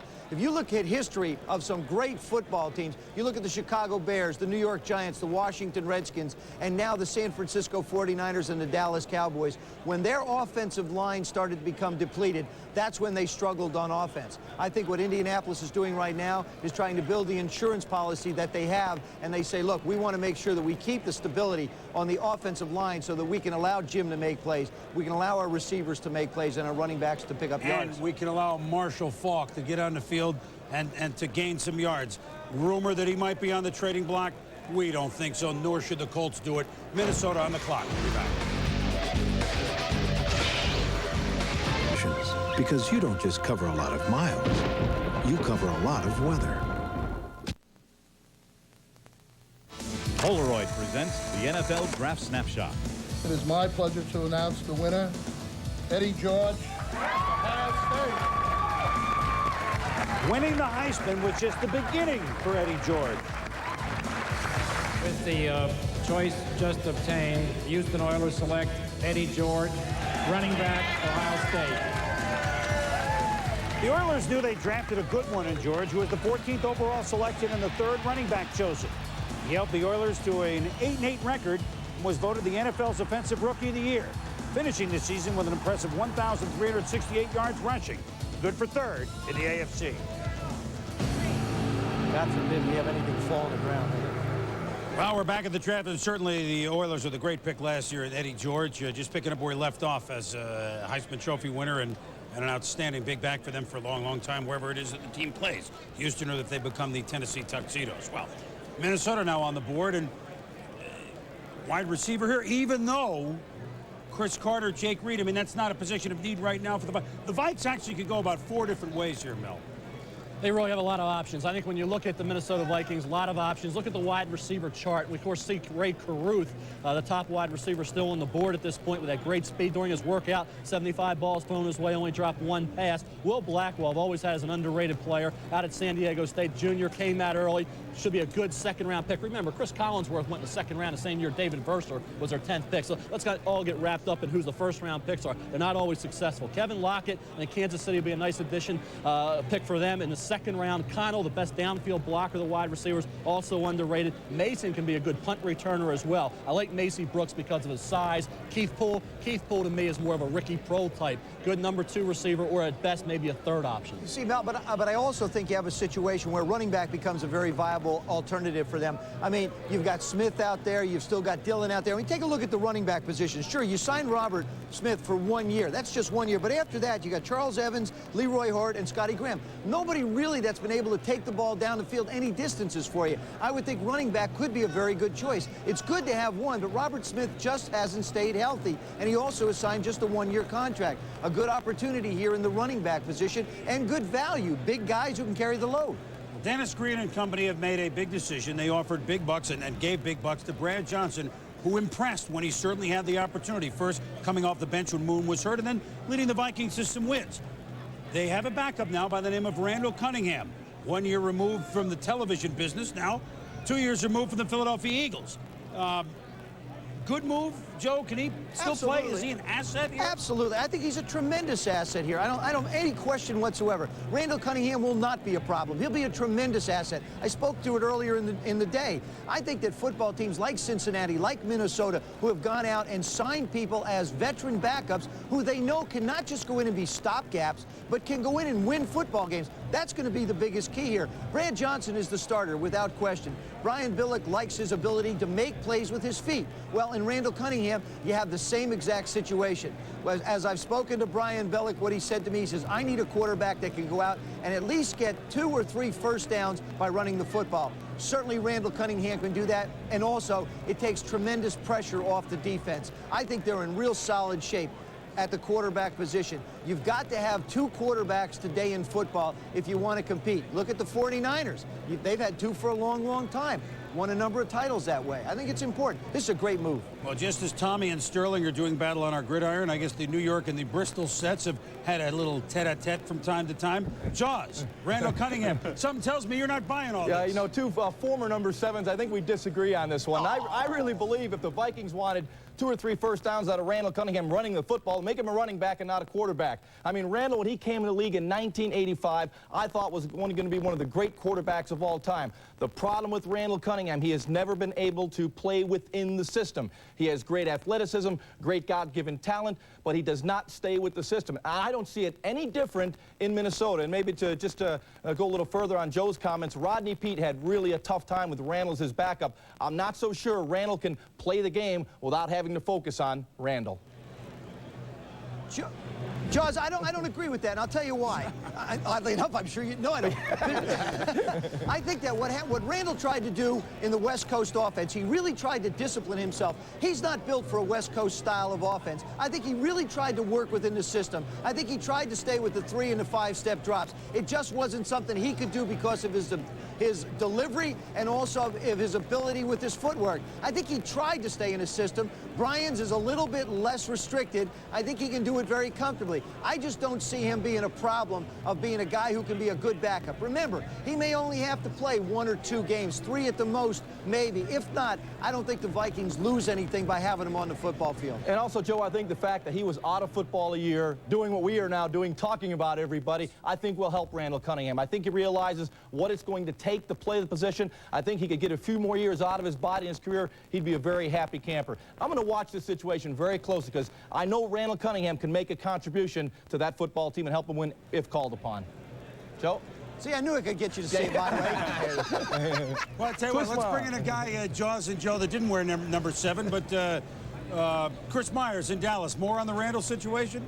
Yes, Chris. I was never drafted. I was Mr. Irrelevant when you talk about that. But Brian Bellick, the offensive coordinator of the Minnesota Vikings, said, hey, there's 2 things that we need to have happen if we're going to bring Randall Cunningham in here. Number 1, we have to make sure he can still play. And number 2, we have to be sure that he's comfortable being the backup behind Brad Johnson. So Brian Bellick was out west, decided to stop off in Las Vegas, have dinner and talk with Randall one night on his own, and then got together with Denny Green, and they talked about the contract. They talked about Randall's attitude, which they were satisfied with. And when they worked him out, Brian Bellick said there was no doubt that Randall still had it. And when he's called upon, if Brad Johnson should take a little bit longer to develop as the starter, they still believe that Randall can make plays on his own. They don't expect him to read the defenses and fit into the offense as well, but they want him to make plays and maybe running for a few first downs or leading the team until Brad Johnson is ready to step back in. So the Vikings are very happy about that, and Randall is happy to be back in the NFL. Let's go back to New York and Chris Berman. All right, Chris, wonder if Randall can still do that leap over Carl Banks like he once did. Well, the Vikings have a little more than 3 minutes to make their selection.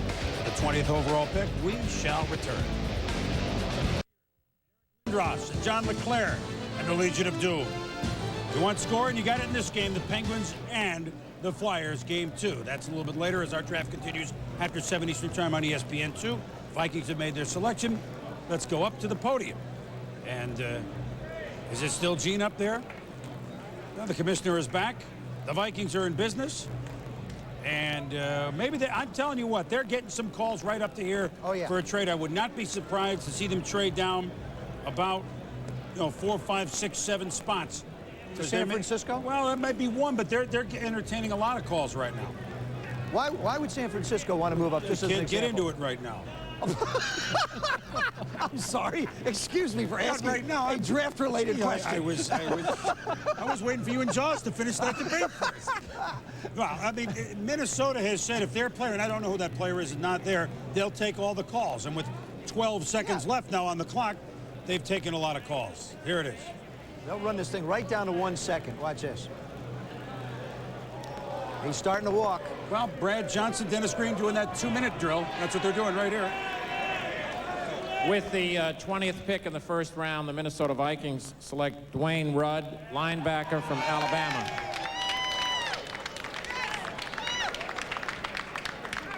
The Jacksonville Jaguars are now on the clock.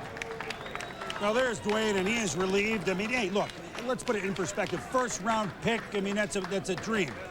At one time, people thought maybe Mel Dwayne Rudd top 10 or 12.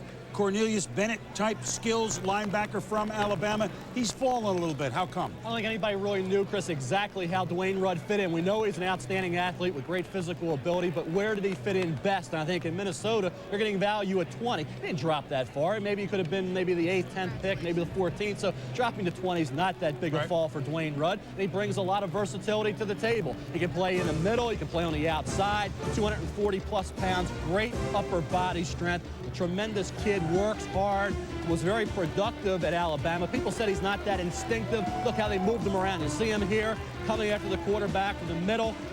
Mike Dubose, the defensive coordinator, now the head coach, shifted Rudd around, gave him a lot of responsibilities. He still showed up big at critical points in various games in a tough conference, the SEC. I like Dwayne Rudd. I think he's going to be a good player. It may take him just a little longer to fit in than, say, a James Farrior or even a Jamie Sharper for that matter. But as we saw against Michigan, this play alone allowed Gene Stallings to go out a winner. Dwayne Rudd was a big play man that when he did show up, it was when they needed him most.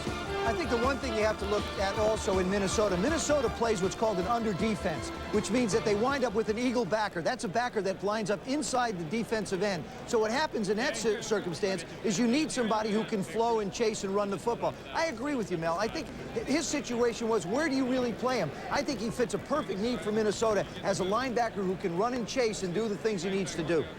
So Dwayne Rudd, the pick for the Minnesota Vikings, the Jacksonville Jaguars, one step away from the Super Bowl last year, are next on the clock. The Eagles, the Bills, and the Steelers coming up. Number 1 in purple, Dwayne Rudd. Jacksonville on the clock. We began with St. Louis with Orlando Pace. They're getting ready for the next round. Let's head out to our Mark Malone. Mark? Thanks, Chris. Under the new direction of head coach Dick Vermeil, the St. Louis Rams make an impact statement, drafting Orlando Pace, signing a free agent guard out of Minnesota, or from the Minnesota Vikings, John Gurak. Now they hope to turn their attention to defense. Only 4 defensive corners have been taken so far in the first round. They're hoping one's available in the second round. Now let's go to Hank Goldberg in Seattle. On Thursday, Coach Dennis Erickson spent his day watching tapes of Florida State's games from last year, got a conviction on Walter Jones, decided if he gets Sean Springs with his pick at number 3, he's trading into number 6 if he can to get Jones. He was successful. To the victors go the spoils. Food! What else are they going to do? They don't pick again until tomorrow in the 5th round. Tune on right to David Bering on the left, Bob Whitsitt in the center. He's got the chicken salad. Let's go to Hempstead, where Sal Palantonio's with the Jets. After a wild ride this morning in the top of the first round for Bill Parcells, all is quiet in the Jets' war room. It looks more and more like Parcells will sit at the top of the second round and hope that a quality defensive tackle or cornerback drops in his lap. Now let's go to Andrea Kramer in Tampa. The Buccaneers needed playmakers for quarterback Trent Dilfer. They were dealing with the offense that scored the fewest points in the NFL last season. They've given him some major weapons in wide receiver Riedel Anthony and running back Warwick Dunn. They will listen to talk about moving up in the second round. Right now they have the 7th pick, but very, very pleased with the additions they've made on offense. Let's go to Linda Cohn in New Orleans. The Saints picking offensive lineman Chris Nioli with their 10th pick was a surprise, even to Chris Nioli. You see, in fact, it actually woke him up. It was only 7:30 in the morning in Hawaii when the selection was made. Up next for the Saints, number 33, and they still need a running back. Now let's go to Chris Mortensen in Miami. Jimmy Johnson has gotten Dan Marino another weapon, a playmaker, and University of Miami receiver Yatil Green. He has 1 pick in the second round, and then he's got 4 on the third. Watch out for Jimmy Johnson this weekend. Now let's go to Chris Myers in Dallas. And the Cowboys are looking for a big playmaker on offense. Dallas drafting more for need in this draft than any in recent memory. They do not have a starting wide receiver opposite Michael Irvin, as Kevin Williams is unsigned. They also are looking for linebacker help, with Darren Smith signing with Philadelphia. If Jerry Jones worked the phones, considered moving up. Right now they'll stay at 25, possibly trade out of the first round and maybe save $500,000. Let's go to Green Bay now and Gary Danielson. Well, the Packers continue to sit tight and wait, but perhaps the 2 decision makers here might have tipped their hand a bit that their guy might still be on the board. Ron Wolf and Mike Holmgren, about 30 minutes ago, took a phone call, looked at each other, and kind of a little wink there. Maybe their guy is still there. Let's go back to New York. and Chris.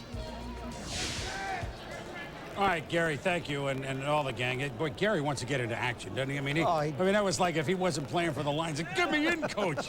And, of course, it'll be a while till we hear from the Packers unless they make a move.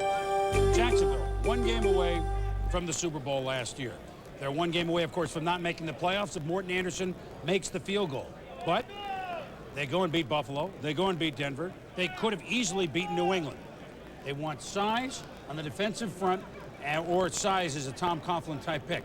Although they've sent out signals that LaFleur might be their guy, how about Ronaldo Wynn on the defensive line? I'd say he's a good football player, Chris. He's very consistent. He's 288 pounds right now, and you have to remember he was only at that 250. He was an outside linebacker early in his career. Look at the strength and the improvement that Ronaldo Wynn made in the weight room. 350 bench press in 92, which was respectable. Now 485. That's tremendous upper body strength. Very active, alert football player. Like I said, a former linebacker, so you know what kind of athletic ability he has. Gives you great effort. He's not like a Bryant Young, Joe. He's not a dominator, but a very consistent, very productive football player. I think, and you also have to take a look at and say, okay, where do the Jacksonville Jaguars want to go? Well, they've tried to acquire Gilbert Brown in the free agent market. They weren't able to do that. I think that simply tells you that Tom Coughlin wants some big help up front. Look at the guys they've tried to sign. Gilbert Brown, defensive tackle. Aeneas Williams, Tommy Light, cornerback. Quentin Coriat.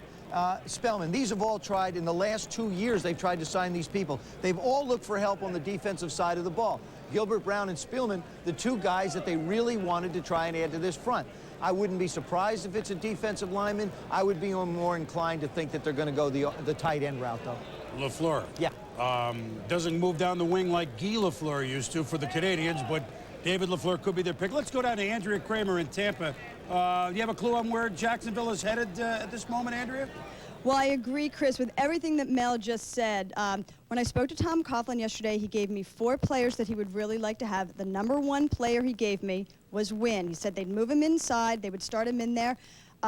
You talked about Gilbert Brown. It was the number 1 priority they wanted to get. They could not make the deal with him. Green Bay retained him.